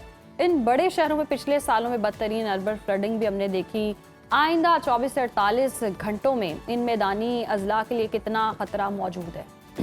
देखिए, ये जो अभी शुमाल मशरकी पंजाब के इलाके हैं, जैसे लाहौर, गुजरांवाला की बात आपने की, तो यहाँ पर जो है वो अगले 24 घंटे में मुख्तलिफ इलाकों में बारिश हो सकती है। और उसके बाद अगले 2-3 रोज जो है ना, हमें लग रहा है कि इसमें हफ्स की कैफियत जो है ना वो ज्यादा होगी और लोकलाइज बारिश अलगरज हो सकती है। अदरवाइज दूसरी जो है, जैसा कि आपने कहा ना कि पिछले साल कोई, तो उस वक्त हवा का कम दबाव मूव करके आया था, वो अभी कोई ऐसा मौजूद नहीं है। जी सही। और हब्स भी हो सकती है, यानी कि ये इम्कानात भी मौजूद हैं। बहुत शुक्रिया इरफान साहब का। और जी वाकई मौसम में तब्दीली आ चुकी है और अब थोड़ा सा बारिशों का सिलसिला शुरू होगा, लेकिन इसके साथ साथ हब्स भी हो सकती है। तो हब्स में जब हम देखते हैं ना कि वो गर्मी थोड़ी सी बरकरार ही रहती है, तो वहाँ पे आपने एहतियात करनी है। और अगर मौसम इस तरह से हो रहा है, बरसात का मौसम हो रहा है, तो खाने पीने का ख्याल भी बहुत ज़्यादा रखने की ज़रूरत है। तली भुनी चीज़ें ना खाएं। ये ना सोचें कि बारिश हो गई है, मौसम सुहाना हो गया तो बाहर से खाने का और शुमाली इलाकाजात जाने का एग्जैक्टली ये दोनों चीज़ों में एहतियात बहुत ज़रूरी है, क्योंकि जब बरसात का मौसम आपने वो देखी है वीडियोस देखी, आपने बहुत गर्दिश करी है मशकुरी टॉप पे, मतलब इतनी इतनी दुनिया जो है वो वहाँ पर पहुंच चुकी है हाइकिंग करने के लिए कि वहाँ पे तिल धरने को जगह नहीं है। मतलब हाइकिंग उधर क्या होनी है कि वहाँ पे तो चलना दुश्वार हो गया है। तो एहतियात जो है वो खास तौर पर इन दिनों में बड़ा ज़रूरी है जनाब। ये सारे शौक जो हैं ये जो ही मौसम बेहतर होगा, जब प्रेडिक्शंस अच्छी होंगी तो तब आप कर सकते हैं। फिलहाल गुरेज करें तो आपके और आपके प्यारों के लिए बेहतर है। अभी जनाब जान लेते हैं कि मुख्तलिफ शहरों में दर्जा हरारत क्या रहने वाला है, तो हम बताइए। आइए चलते हैं और देखते हैं कि मुख्तलिफ शहरों में इस वक्त क्या टेम्परेचर है।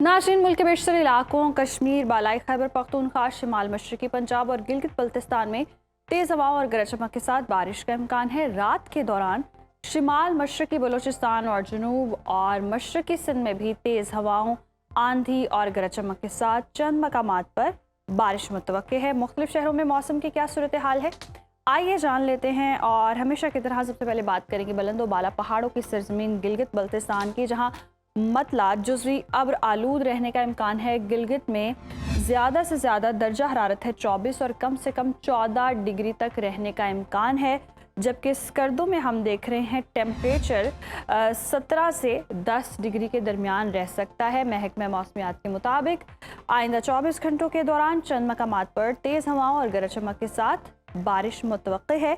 आज़ाद कश्मीर में मतला अब्र आलूद रहने के अलावा तेज़ हवाओं, आंधी और गरज चमक के साथ बारिश हो सकती है। दारुल हुकूमत मुजफ्फराबाद का रुख करते हैं। यहाँ पर हम देख रहे हैं मैक्सिमम टेम्परेचर है 31 और मिनिमम 20 डिग्री तक जा सकता है, जबकि श्रीनगर में ज़्यादा से ज़्यादा पारा है 35 और कम से कम 18 डिग्री तक रहने की तवक्को है।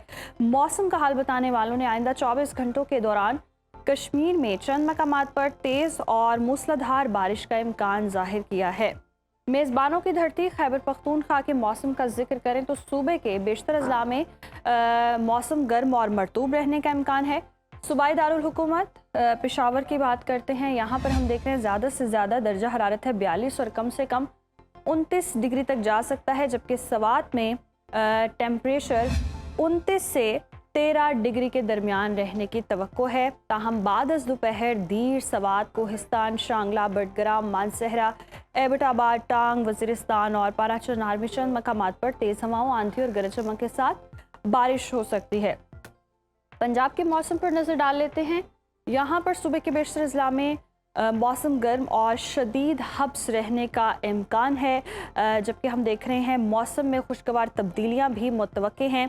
चंद मकामात पर बारिश भी हो सकती है और प्रिडिक्शन ये की जा रही है कि लाहौर में भी आने वाले दिनों में बारिशें हो सकती हैं। और यहाँ पर अगर हम देखें तो ज़्यादा से ज़्यादा दर्जा हरारत है 35 और कम से कम 29 डिग्री तक जाने की तवक्को है, जबकि शहर बेमिसाल इस्लामाबाद का रुख करें तो यहाँ पर पारा 37 और कम से कम 27 डिग्री तक जाने का इम्कान है।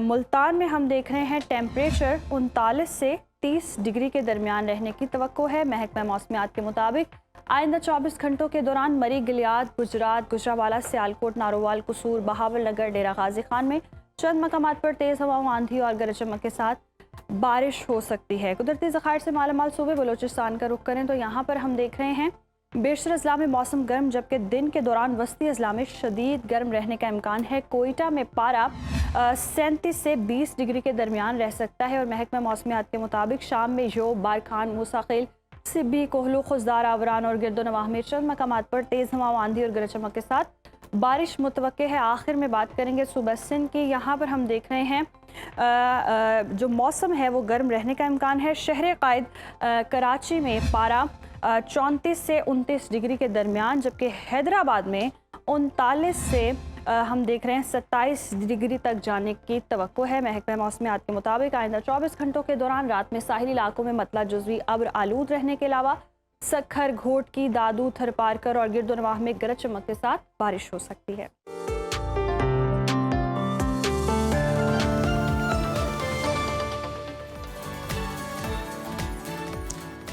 व्यूअर्स, मुल्क भर के बिजली सारिफीन के लिए एक बहुत ही बड़ी और अहम खबर सामने आई है। ये वो वाली खबर नहीं है जो हम पहले डिस्कस कर रहे थे कि जनाब बारिश के बाद जो है वो बिजली गायब होती है, बल्कि खबर ये है कि लेस्को ने पिछले कई दिहाइयों से जारी शाहाना मराद ख़त्म करते हुए ग्रेड 18 से लेकर ग्रेड 20 तक के आला अफसरान को हासिल मुफ्त बिजली के यूनिट्स की सहूलत अब बाकायदा और मुकम्मल तौर पर ख़त्म कर दी है। अब उन तमाम बड़े अफसरान को भी आम शहरियों की तरह हर महीने बिजली के भारी बिल भेजे जाएंगे। महकमा लेस्को के अंदरूनी ज़राए ये बताते हैं कि जनाब पिछले 30 साल की तारीख में ये पहली बार हुआ कि मुफ्त बिजली बंद होने के बाद इन अफसरान की आधी से ज़्यादा तनख्वाह सिर्फ और सिर्फ बिजली के बिलों की अदायगी में निकल गई, जिसने इन अफसरान के होश उड़ा दी और इन्हें सोचने पर भी मजबूर कर दिया कि अगर हमारी आधी तनख्वाह जा रही है तो यकीनन जो आम लोग हैं उनकी तो फिर हमसे भी ज़्यादा जा रही होगी। ऐसा ही हो रहा है। और अगर हम इस मुफ्त बिजली के पुराने रिकॉर्ड और अदादोशुमार देखें तो ग्रेड 18 के अफसरान को सालाना 6000 और ग्रेड 19 को 8000 और ग्रेड 20 के अफसरान को सालाना 10,000 बिजली के यूनिट्स बिल्कुल मुफ्त मिलते थे। और यहाँ देखें आप 300 यूनिट से ऊपर जाता है तो बिल कितना बढ़ जाता है जी। 300 से कम खर्च करें, 300 यूनिट से 200 यूनिट एक आम आवाम को कहते हैं। और यहाँ पर देखें कितने कितने यूनिट्स मुफ्त मिल रहे हैं और जिसका सारा बोझ गरीब आवाम उठाते थे। ये वही वाले होंगे जो 300 से ऊपर चला जाता तो आवाम देती है। और ये फैसला अगरचे तमाम डिस्कोस के लिए हुआ था, लेकिन दीगर कंपनीज के अफसरान ने अदालतों से हुक्म इम्तना लेकर ये सहूलत दोबारा बहाल करवा ली। और लेस्को अफसरान ने अब हुकूमत से मुतालबा किया है कि मुल्क के तमाम सरकारी इदारों से मुफ्त बिजली का कल्चर और VIP प्रोटोकॉल हमेशा के लिए ख़त्म किया जाए और सबके लिए एक यकसा और मुनसिफाना पॉलिसी का ऐलान किया जाए। तो पहले इतनी मराहत होती है, इतने पैसे, इतने प्रोटोकॉल्स होते हैं, ऊपर से बिजली भी मुफ्त चाहिए। मतलब अमीर को अमीर करते जाएंगे, सहूलियात देते जाएंगे, गरीब के लिए किसी ने नहीं सोचा। और जो अदालत से रिलीफ हासिल करने में मुलाजमीन जो हैं वो मुख्तलिफ डिस्कोर्स के हों या फिर और हम देखते हैं कंपनीज़ के, उनकी भी ये सहूलत जो है वो वापस लेनी चाहिए। अदालतों को भी सोचना चाहिए कि जनाब जब हर शख्स जो है वो बिल भर रहा है तो इन लोगों को ऐसे कौन से सुरखाब के पर लगे हैं जो इन्हें इस्तिस्ना दे दिया जाए और इन्हें कह दिया जाए कि जनाब आपको बिल देने की जरूरत नहीं, हम आपको जनाब यूनिट देंगे और एक्स्ट्रा यूनिट देंगे जितनी आपकी ज़रूरत भी नहीं है उससे बढ़ के आपको देंगे। तो जनाब उम्मीद करते हैं कि ये फैसला भी किसी ना किसी स्टेज पर वापस ज़रूर होगा और लोग इसको अप्रिशिएट करेंगे। अभी वक्त ब्रेक का देखते रहिए सुनो पाकिस्तान इस वक्त बच्चों की सेहत के हवाले से अगर हम देखें तो एक अजीब दोहरे बहरान का शिकार नज़र आता है, जहाँ एक तरफ ग़िज़ाई किल्लत का सामना है, वहीं बर्गर कल्चर और प्रोसेस फूड्स की वजह से बच्चों में मोटापे और सुस्ती की शरह तशवीशनाक हद तक बढ़ रही है।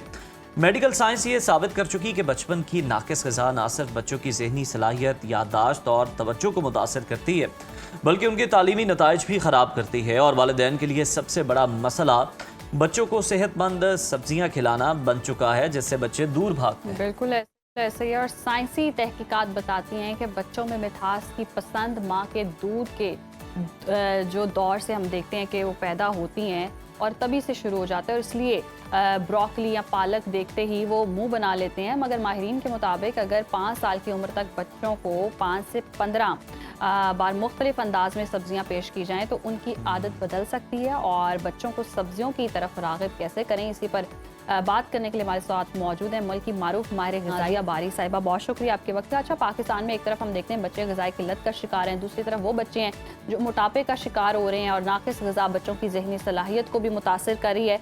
तो ऐसे में क्या करना चाहिए, क्या बेहतर डाइट हो सकती है और किस तरह से बच्चों की हिफाजत की जा सकती है? सबसे पहले तो ये कि पैनिक नहीं होना चाहिए, जैसे कि हमारे बहुत से पेरेंट्स जो है पैनिक हो जाते हैं, और जिसकी वजह से जैसे कि अभी आपने बोला कि बच्चों को नेचुरली जो है बच्चों में एक जो टेस्ट बड्स होते हैं वो नेचुरली ज़्यादा सेंसिटिव होते हैं अडल्ट्स की निस्बत, ठीक है। तो जो उनकी टेस्ट बड्स हैं वो वक्त के साथ डेवलप होते हैं। तो आप लोग को पैनिक नहीं होना चाहिए कि अगर बच्चा आज वेजिटेबल नहीं खा रहा तो ये कल भी नहीं खाएगा, और बच्चे को वो वेजिटेबल्स जो हैं वो एक्सपोजर देना चाहिए उसको 10 बार, 15 बार, 20 बार, उसके बाद they will start eating their vegetables. सही नाज़िया, तो माहिरीन कहते हैं कि अगर 5 साल की उम्र तक बच्चों को सब्जियों का आप आदी नहीं बनाते तो बाद में ये नामुमकिन हो जाता है। तो प्री स्कूल के दौरान में ऐसा क्या नफ्सियाती तरीका है कि जो जिसे अडॉप्ट किया जाए और बच्चे जो हैं वो सब्जियों के साथ भी दोस्ती कर रहे हैं? अच्छा, मैं आपको एक बताऊं, हमारी जो माशरे में एक सबसे बड़ी गलती ये है, मैंने बहुत से पेरेंट्स को देखा पेरेंटिंग करते हुए, वो कहते हैं अच्छा ये सब्जी खा लो फिर मैं चॉकलेट दूंगी। आप बाय डिफॉल्ट बच्चे को बता रहे हैं कि chocolate is the hero of your life और सब्जी is a villain of your life, right. तो आप जब ये चीजें बंद कर देंगे, ये कहना बंद कर देंगे, फोर्स करना बंद कर देंगे, अब ये नेचुरल है, एक ह्यूमन नेचर है कि आप किसी भी चीज को फोर्स करते हैं तो वो उस चीज से आप दूर भागते हैं। तो जस्ट उनको थोड़ी सी स्पेस दें, उनके आगे चीजें रोज रखें, लेकिन आप पेरेंट्स का काम है चीज बना के देना, बच्चों का काम है उस चीज को कितनी खाना है वो उनके ऊपर डिपेंड करता है। फोर्स ना करें, 1 दिन दें, 2 दिन दें, 5 दफा दें, 10 दफा दें, 15वीं दफा बच्चा खुद ही उस चीज के एक्सपोजर में आ जाता है। इसके अलावा बहुत सी ऐसी अच्छी फूड्स हैं, जैसे कि आप उनको सब्जियां देना चाहते हैं, आप सूप में डाल के दे दें, सिंगापुरियन राइस में डाल के दे दें, चाइनीज राइस में डाल के दे दें। आप इसके अलावा पास्ता बना के दे दें, थोड़ा सा होल व्हीट का पास्ता लें, उसके अंदर ज्यादा सारी वेजिटेबल डालें। इसके अलावा आप बच्चों के अच्छे से सैंडविच, कोल्ड कट सैंडविच बना के दे दें, ब्रेड पिज्जा बना के दे दें, लोडेड फ्राइज बना के दे दें। इतनी सारी चीजें हैं, तो मेरा नहीं ख्याल कि आपने उनको वो रोटी और सब्जी ही देनी है तो ही वो खाएंगे। इसके बहुत सी वेरिएशंस हैं जिसके मुताबिक आप बच्चों को फूड दे सकते हैं। बिल्कुल, अब वेरिएशंस भी लाने की जरूरत है। बच्चे सारे डिजिटल दौर में अब दाखिल हो चुके हैं, वो इतनी सारी चीजें देखते हैं, इतनी अट्रैक्शन देखते हैं, तो वाकई कुछ अट्रैक्शन खाने में भी होगी तो वो खाएंगे। अच्छा, रिसर्च कहती है कि जब बच्चे को शदीद भूख लगी हो तो सबसे पहले पेट में सब्जी रखनी, प्लेट में हम देखते हैं कि सब्जी रखनी चाहिए, तो क्योंकि बाद में वो गोश्त या चावल खाकर सब्जी छोड़ देते हैं। तो बतौर माहिर ग़िज़ाइयत आपको क्या लगता है, आप क्या रिकमेंड करती हैं कि सब्जियां कैसे खिलाई जाएं? देखिए, मैं तो सबसे पहले इस चीज़ के टॉर्चर के तो बिल्कुल हक में नहीं हूँ कि बच्चे को भूख लगी है और अगर वो सब्जी नहीं खाना चाह रहा तो सबसे पहले सब्जी रख दो। सबसे पहले तो आपको ये करना चाहिए कि ये जो मैंने बहुत से पेरेंट्स को देखा है कि खाते हुए क्या करते हैं, बच्चों को सारा दिन चॉकलेट्स देते हैं, कैंडीज देते हैं, चिप्स देते हैं। एक इतनी सी चीज़ के अंदर 7 चम्मच के करीब शुगर होती है, तो जब आप इतनी शुगर आपके अंदर जाती है, आपका वैसे ही जो है भूख खत्म हो जाती है। तो उसके बाद फिर आप कहें कि अब हम सब्जी में प्लेट में सब्जी रख दें और गोश्त रख दें तो बच्चा वो नहीं खा रहा। नो, एक्चुअली उसका जो बैक हिस्ट्री है वो ये है कि आपने उसको ऑलरेडी इतना फ्यूल दे दिया उस शुगर की निस्बत कि जिसकी वजह से वो अब जो है बच्चा प्लेट की तरफ देख नहीं रहा। आप बच्चों को ये जो स्वीट की क्रेविंग है इसको बंद करेंगे तो बच्चा बाय डिफॉल्ट आपकी चीज खाना शुरू हो जाएगा और स्लोली वो उस चीज का एक्सपोजर दें।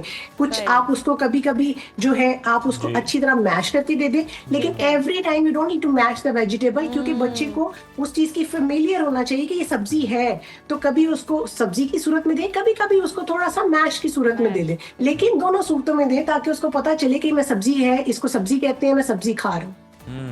अच्छा नाज़ी, ये भी बताएं कि कुछ पेरेंट्स जो हैं वो ज़रा स्मार्ट प्ले करते हैं अपनी तरफ से, कोई ना कोई सब्जी की फिलिंग वाली जो है वो रोटी बना देते हैं, बच्चों को पराठा बना देते हैं। तो क्या इस सूरत पे भी न्यूट्रिएंट्स जो हैं वो सेम रहते हैं और उसकी भी अफादियत सेम है बच्चों के लिए?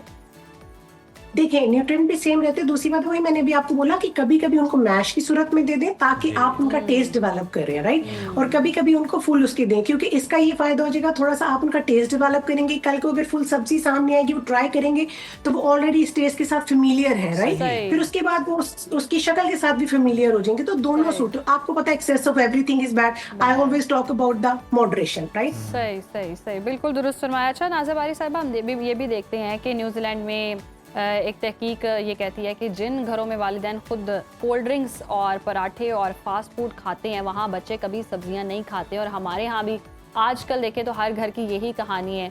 इस हैबिट को कैसे चेंज किया जा सकता है? और पेरेंट्स तो ऑब्वियसली अगर चेंज कर भी लें, डाइट चेंज कर भी लें, अपना सब कुछ चेंज कर लें, लेकिन बच्चे कहते हैं हमने ये खाना ही नहीं है, हम तो खाएंगे यही कुछ ही, जब तक नगेट्स नहीं मिल जाते, पिज़्ज़ा या बर्गर नहीं मिल जाता, उसके बगैर हमारा गुजारा नहीं। तो बच्चों में कैसे इस तरफ रुझान बढ़ाया जाए?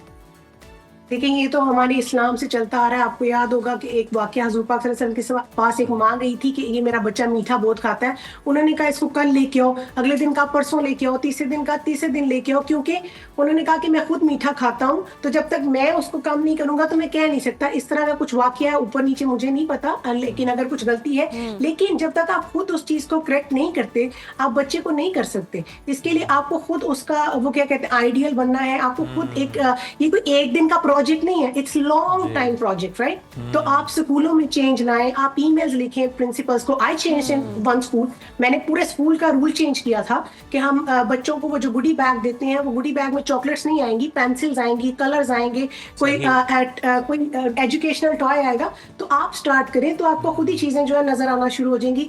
6 महीने में, साल में आपको खुद ही चीजें नजर आना शुरू। हम एक दिन ट्राई करते हैं, दूसरे दिन हम थक जाते हैं। अच्छा नाज़िया, बिल्कुल आप सही कह रही हैं। और पहले तो चलें कभी ये होता था ना कि कोई मखसूस सब्जी होती थी कि मतलब घर में टिंडे बने तो टिंडे बनाए तो उधर से उन्होंने मुंह बना लिया बच्चों ने। लेकिन आजकल तो ये है कि बच्चे पूछते हैं कि कोई भी सब्जी बनाई है। आई love tinde gosht by the way. Me too. पता है स्टमक के लिए कितने अच्छे होते हैं टिंडे, इतने ठंडे होते हैं स्टमक के लिए। और आजकल के मौसम में तो नाज़िया फिर आपने छेड़ दिया, आप दुखती रग छेड़ दिया, तो मसाले वाले हों, साथ कोई लस्सी हो या फिर शोरबे वाले भी हो, दोनों सूरतों में बड़े ज़बरदस्त है। तो अब ये बच्चे कहते हैं कि सब्जी कोई भी घर में बनी है तो जी हमने तो नहीं खानी, हमें तो अब आप ऑर्डर करवा के दें, ये पकड़ें ऐप और फौरी तौर पे हमें जो है ना हमारी पसंद का खाना बर्गर मंगवा दें या कुछ भी मंगवा दें। तो किस तरह से फिर वालिदैन जो है वो उन बेचारों के लिए भी बड़ा इम्तिहान है, वो किस तरह से बच सकते हैं?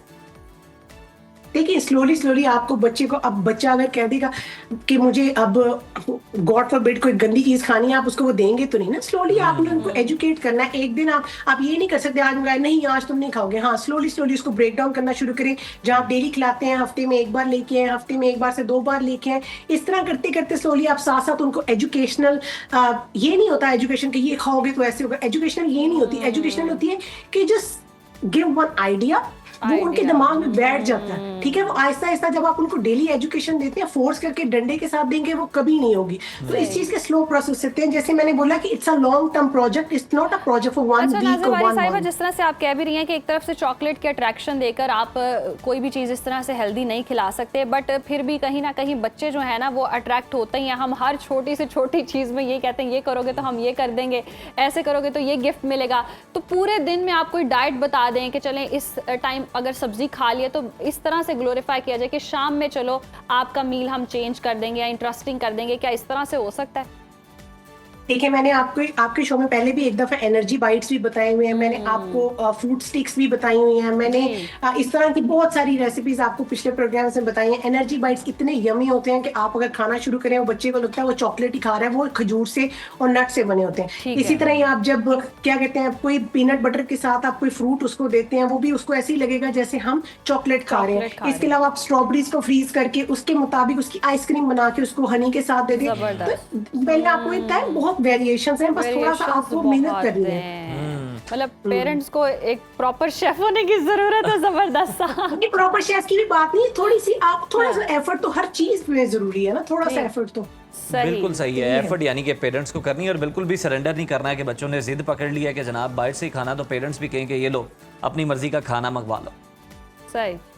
ये बाय डिफॉल्ट होता है उनका थोड़ा सा बिटर, क्योंकि अल्लाह ताला ने पोटेंशियली उनके अंदर डाला होता है कि कल का वो अपने आप को सेव कर सके किसी पॉइजनस और बिटर ठीक चीज से। है, तो जब सही। बच्चे होते हैं ओह, तो इसलिए उनको ये कैबेज और ये ब्रोकली और ये जो चीजें हैं पालक वगैरह थोड़ी सी बिटर लगती हैं। ठीक तो इसका है। मतलब ये नहीं है कि उनको पूरी लाइफ टाइम बिटर लगेंगी। हाँ, बिल्कुल सही, ठीक है, जबरदस्त, टेस्ट डेवलप बहुत करने की शुक्रिया, ज़रूरत है। जी, थैंक जी, यू सो जी। मच नाजिया साहिबा हमारे साथ थी और बिल्कुल बता भी रही थी कि जनाब सब्जियों के कितने फ़ायदे फायदे क्या हैं। है, अफादियत जी। क्या है और बच्चों को आपने इसकी तरफ राग़िब कैसे करना है, खिलाना किस तरह है। चैलेंजिंग ज़रूर है लेकिन नामुमकिन नहीं और है। पहले आपने खुद भी राग़िब होना है। अगर ये इनको मैं पेरेंट्स टिंडों पे कन्विंस करता हूँ।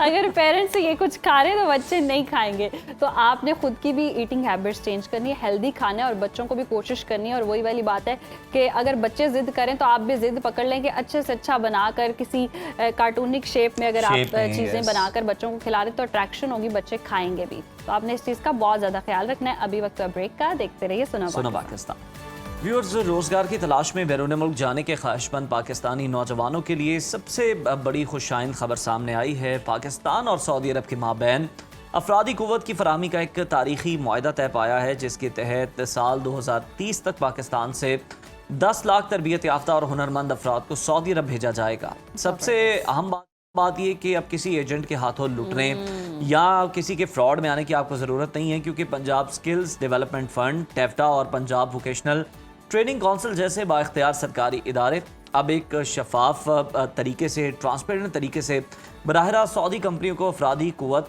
फराहम कर रहे हैं। और इसके साथ साथ नाज़रीन, इस हवाले से टेफ्टा ने बाकायदा तौर पर बैरून मुल्क भर्ती का जो लाइसेंस है वो भी हासिल कर लिया है। और जबकि सिंध, खैबर पख्तूनख्वा और बलूचिस्तान में भी इसी तर्ज की टेफ्टा अथॉरिटीज़ जो हैं वो मुतहरिक हैं और वफाकी सतह पर न्यू टेक इन तमाम कोशिशों की निगरानी कर रहा है। और इस वक्त सऊदी अरब में सेहत, IT, तामीरात और ह्यूमन रिसोर्स के शोबों में सबसे ज़्यादा डिमांड है। और पंजाब से सालाना 45 जो हज़ार अफराद हैं उनको भेजने का हदफ है। और इस सुनहरी मौके से एक आम पाकिस्तानी नौजवान कैसे फ़ायदा हासिल कर सकता है और टेक्निकल कोर्सेज के ज़रिए अपना मुस्तकबिल कैसे बदल सकता है, ये सारे सवालात के जवाब जानने साथ मौजूद हैं मारूफ इमिग्रेशन वकील राना इनामुल्ला खान साहब। बहुत शुक्रिया आपके वक्त का। अच्छा, पाकिस्तान और सऊदी अरब के माबैन 2030 तक 10 लाख हुनरमंद अफराद की फराहमी का मुआहदा हमारी मुल्की मईशत और तरसीलात ज़र के लिए गेम चेंजर माना जा रहा है। जितना बड़ा ये हदफ है उतनी ही तेज़ी से काम भी होता हुआ आपको दिखाई दे रहा है।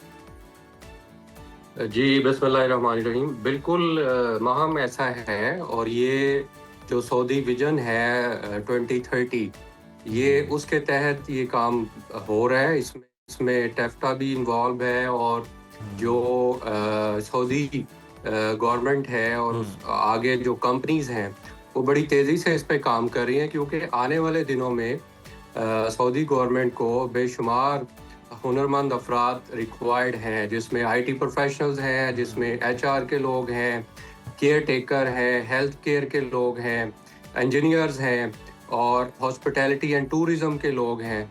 क्योंकि जो विजन सऊदी विजन है 2030, उसके तहत ये सारा काम होने जा रहा है। और मुझे बिल्कुल इस पे पूरा यकीन है, जो गवर्नमेंट जिस तरह से इस पे काम कर रही है, टेफ्टा भी कर रहा है, इसमें जो स्किल डेवलपमेंट काउंसिल है वो भी कर रही है, और जो वज़ीर आज़म का यूथ प्रोग्राम है उसके नेफ्टेक, उसके तहत भी बेशुमार प्रोजेक्ट्स मेरे नॉलेज में हैं जो मुख्तलिफ इदारों को दिए गए हैं, और वो उस पर डिप्लोमाज और स्किल को इन्हांस करने के लिए इस पे काम किया जा रहा है। अच्छा इनाम साहब, अगर हम देखें तो इस बार डिफरेंस ये है कि पहले तो हम देखते थे कि हमेशा जो है वो लेबर जो थी, मजदूर तबका जो है, उनके लिए अपॉर्चुनिटीज़ होती थी, लेकिन इस बार हुनरमंद पढ़े लिखे लोग जो हैं उनके लिए भी अपॉर्चुनिटीज़ हैं। तो अगर देखा जाए कलेक्टिवली पाकिस्तान के जो रेमिटेंसेस हैं उन पे कितना ज़्यादा फ़र्क पड़ेगा, उसके लिए कितना फ़ायदेमंद होगा ये?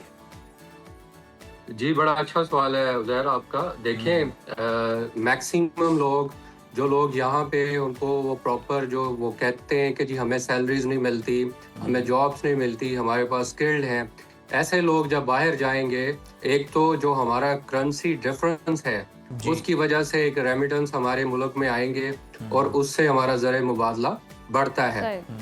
फ़र्क तो ऑब्वियसली इसका अगर हम कोविड के दिनों में मुआवजना करें तो ऑलमोस्ट हमारी तमाम इंडस्ट्री पाकिस्तान में बंद थी, और रेमिटेंस की शक्ल में हमारे पास एक अच्छा ज़र मुबादला आ रहा था। तो इसी तरह अब आने वाले दिनों में जैसे ही लेबर और ये इस तरह के स्किल्ड के लोग जाते हैं, वो मैक्सिमम हमारी जो रेमिटेंस है उनमें इजाफा करेंगे। और लेबर के साथ साथ जो हाईली स्किल्ड लोग हैं, जैसे मैंने बताया, इंजीनियर्स हैं, आईटी प्रोफेशनल्स हैं, सॉफ्टवेयर इंजीनियर्स हैं, हेल्थ केयर, टूरिज्म और ट्रेड कैटेगरी में ये जो डिप्लोमा होल्डर्स होते हैं मैट्रिक के बाद सुपरवाइजरी रोल के लिए, ये लोग भी जाएंगे। सही। अच्छा इनाम साहब, थोड़ा नौकरी के हवाले से बताइएगा, कितनी इजीली अवेलेबल होगी और वहाँ जाएं और ऐसा भी हो कि जो स्किल्स हैं उसके अकॉर्डिंग अगर नौकरी नहीं मिल पाती है, आगे जाकर ट्रबल होती है, इस सारी सिचुएशन के हवाले से बताइएगा। और फिर सेटल डाउन होने की और फ्यूचर क्या हो सकता है उसका? देखें, इसमें ये होता है माहम के फर्स्ट ऑफ ऑल तो ये गवर्नमेंट टू गवर्नमेंट कॉन्ट्रैक्ट है। सबसे पहले कोई भी, चाहे वो वहाँ की प्राइवेट कंपनी है, वो अगर आपको हायर करती है तो वो आपके साथ एक कॉन्ट्रैक्ट साइन करती है। उस कॉन्ट्रैक्ट में आपके लेबर आवर्स लिखे होते हैं कि आपने कितने घंटे डेली काम करना है, वीकली कितना करना है, आपके उसमें आपकी हॉलीडेज कितने हैं और आपको साल में कितनी छुट्टियां मिलेंगी।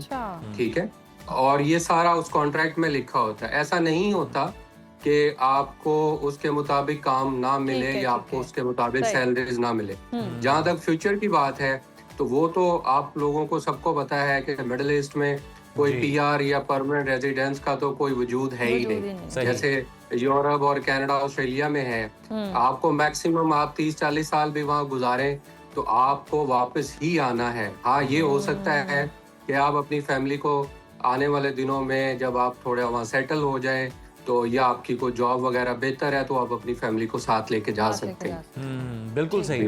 इनाम साहब, हमें ये भी बताइएगा कि जिन शोबों की मांग ज़्यादा बताई जा रही है, कि हमारे मुतल्लिका इदारों के जो कोर्सेज हैं वो भी उसके मुताबिक इतने ही अपडेटेड हैं, और साथ ही आप ये भी बता दें कि किन शोबों में ज़्यादा मांग है। अगर कोई नौजवान हुनर सीखना चाह रहा है तो कौन सा हुनर जो है वो ज़्यादा उसके लिए फ़ायदेमंद होगा वहाँ जा? जी उज़ैर, बिल्कुल हमारे जो पाकिस्तान के डिप्लोमास हैं या हमारी जो डिग्रीज हैं जी, वो एक्सेप्टेबल है ऑल ओवर द वर्ल्ड। और उसमें शर्त ये है कि वो HEC रिकॉग्नाइज्ड हो, या जो हमारे ये डिप्लोमास हैं ये टेफ्टा से मंजूर शुदा हो या टेक्निकल बोर्ड से मंजूर शुदा हो, और जो एक्सपीरियंस या ये सर्टिफिकेट्स लेते हैं इदारों से वो वेरीफाइबल हो। मतलब आपने अपनी CV में जो लिखा है उसको आप प्रॉपरली गाइड भी कर सकें और आपके पास बैकअप पे वो डिग्रीज, वो डिप्लोमास हो। ये ना हो कि CV में आपने कुछ और लिखा है और जब आपसे इंटरव्यू वगैरह हुआ तो आप उसको बता ही नहीं पा रहे। तो इसमें सबसे अहम ये है कि मेरी रिक्वेस्ट होगी कि सबसे ज़्यादा जो लैंग्वेज स्किल्स हैं लाइक इंग्लिश, उसको ज़रूर सीखें और इजाफी तौर पे अरबी को सीखें ताकि आपको वहाँ कम्युनिकेट करने में आसानी हो सके। अच्छा, दूसरा जो आप कह रहे थे कि इसमें कितना इसका जो आपका कोर्सेज कितने अपडेटेड हैं और कौन से स्किल्स ऐसे हैं जिनकी ज्यादा मांग है?